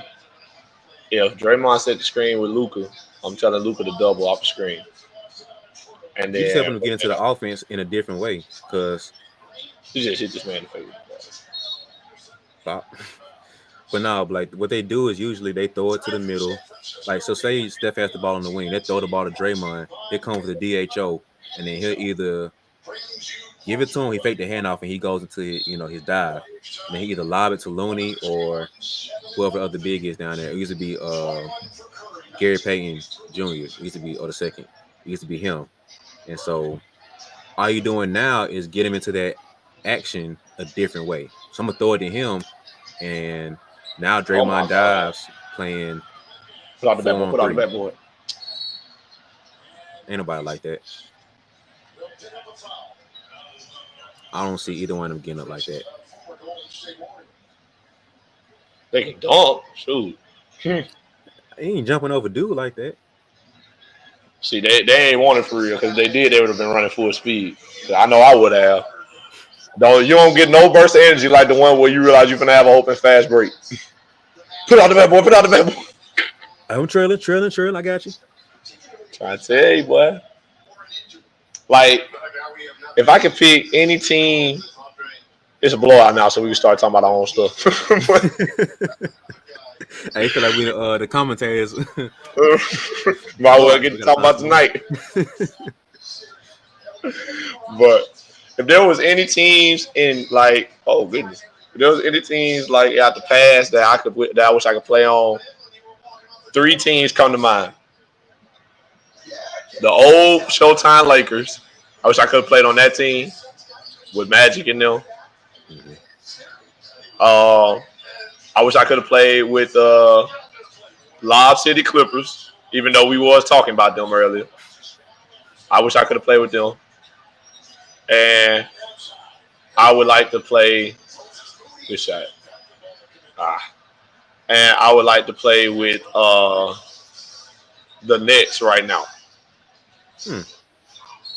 But that's only because they need defense. And I could be like a deal guy and like hustle guy, and I feel like they'll reward me for it. I would say I want to play with the Warriors, but I can't shoot good enough, and I might be a liability. But be Looney, be a short. I know, but yeah, I could be Looney, but in reality, I'm 6'7", Looney like 6'10". That's like Iggy, Draymond. You honestly, you can fit that role because Draymond and him like 6'6". Iggy like same height, 6'6", 6'7". I got to be a lot stronger though. I mean, one day I will be in a. Oh my God, that's terrible. One day I will have a body ready to do that, but You just I'm, be one of the development players, bro. Like you wouldn't be like the go-to guy. Like you'd be like Wiseman right now. Like he's playing, he fits the role pretty well. He's decent with it. But yeah, all these guys right now, they didn't know how to play with Steph and Clay. They definitely know how to play with Clay when he came back. So you'd be a development, but like as long as you have the willingness to pass, like what you do, you would fit their system. Like the weight problem, that's nothing, bro. Like they got some of the best strength and conditioning people in the world, bro. Like this the top tier guys. So putting weight on you ain't the biggest issue. Getting size ain't the biggest issue. Getting strong ain't the biggest issue. So you'd be like, all right, we can get that next. But do you have the IQ and feel for the game? All right, cool. You can't shoot. Like shooting and weight would be my least, like the least of my issues when you get to the pro level. Because you can develop both of those. Now, if you ain't got no work ethic, you ain't got no heart to work on it, you ain't no dog to fight and compete, and you ain't got other little stuff we're looking for, now that's the issue. But yeah. I ain't tripping off you ain't got the size and the jumper. Because especially with them, we'll surround you with the jumpers. So as long as you hit them when they got it, we good.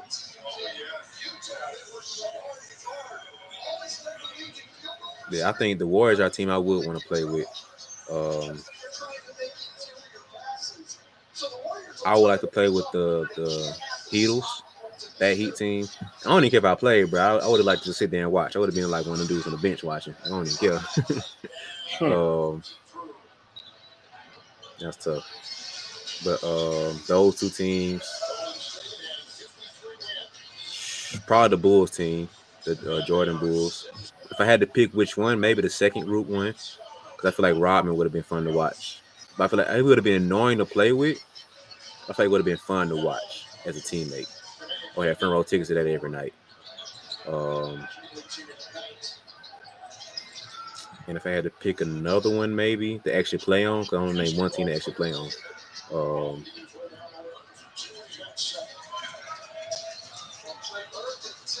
I don't know, man. I'm trying to think of players who would be fun to play with. Oh, if we talking about players I like to play with. No, I mean, you got to pick because the team too. Because like I can say, I like to play with. Like I think, like you said right now, you like to play with the Brooklyn Nets. You got to think about you playing with Kyrie and KD, and me as a guard, can I play with that guy?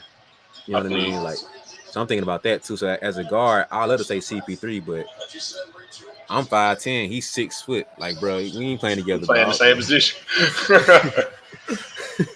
So I love to say N10 with CP3, but are we doing that's something? a bad scratch. No. Yeah, I think Poole did 2 early in the game. Wiggins. Yeah, Wiggins. But no, that's why I picked the team that I did. The players I would love to play. I would love to play with Chris Paul. I love to play with LeBron. I love to play with Magic Johnson. If we talking about all time, like I'm definitely with that. Like, shoot, I would have played with the 2020 Lakers. I feel like I would have rocked out with them. Throw me in there at that 4-5. 4-5. Me, AD. Man, I used to tell Hunt all the time. Like me and Hunt used to be talking about, like, I was like, Hunt, you AD and I'm Dwight Howard. Back in 2020, 21. Mm-hmm. You're AD and I'm Dwight Howard. Let's rock out. But I don't know. I don't feel like I would have played with LeBron that well. Maybe just my bias against LeBron teams is what made me against them. That's why I said the Heat team, because I know it wouldn't have been like a LeBron team, it would have been like a good team. You feel me? Yeah. So, I don't think I would have enjoyed playing with LeBron as much. But yeah, I mean, I still would have been like, I feel like I'd play great with LeBron because I run, I hustle, I'd be in the right spots. I know how to move without the ball. I know they say LeBron play best with shooters, but I'm like, hey, Brian, if you drive, I'm in this dunker spot. You can drop it off or you can lob it up. I'll go get it. Yeah. I promise you, I'm gonna go get it. They're like, hey, Brian, who you want, me or Udonis Haslem? All right, let's rock out. No offense to Udonis Haslem. Yeah. I don't know. I ain't never thought about that, man. Which team I like to play with? Because it'd have to be a team without a PG, or at least not a ball dominant PG. But I just need somebody that's gonna facilitate, who reward guys for working hard, stuff like that. Because I'm a type of guy. I'll be in the right spot, especially if I got chemistry with you. I know where you want me to be. yeah, I'm in the right spots. I just need guys who don't mind hitting me when I get there. Trust me to make the right plays and stuff.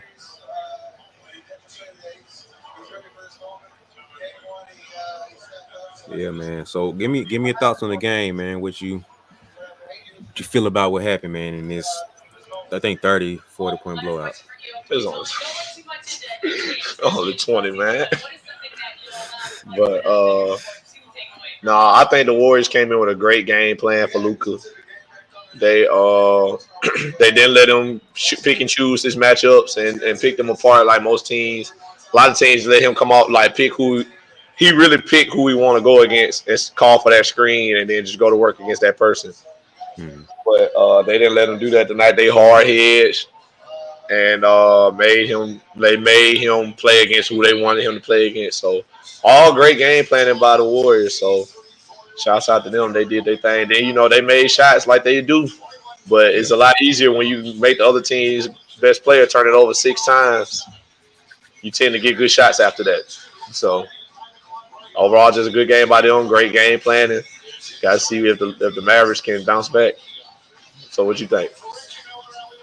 Yeah, I think it was interesting to see how J Kidd came out against them, because I feel like he knows they can't outscore. So they're going to have to figure out how to make them as uncomfortable as possible and figure out how to try to at least match their scoring to a certain extent.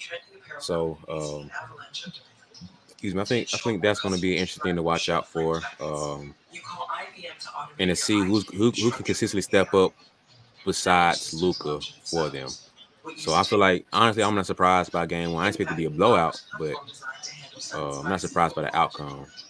And so I think the series won't really start until game 3. See how the Mavericks do at home. Most important game. Yeah, so even if it goes 1-up, I feel like we won't really. Luka might go crazy in this game, and then Steph has one of the bad Steph games. So you can end up going to Dallas 1-up. So I really don't. It's hard to give a really fair judgment until game 3, because you don't know who's gonna step up at home. You don't know how well the Warriors will play at their place. So just as far as this game, man, it's a little surprised to see a blowout. I thought Luka would have played a little bit better. Like you said, 6 turnovers. Where I think he might have had more at that point. I mean, by the end of the game. But yeah, it's just interesting to see what the adjustments were going to be. Looking at J Kidd and what he had, and Steve Kerr, what rotations he was going to go with. So overall, man, it's just not surprised about what I expected outcome as far as the Warriors winning. But blowout wise, I'm expecting that.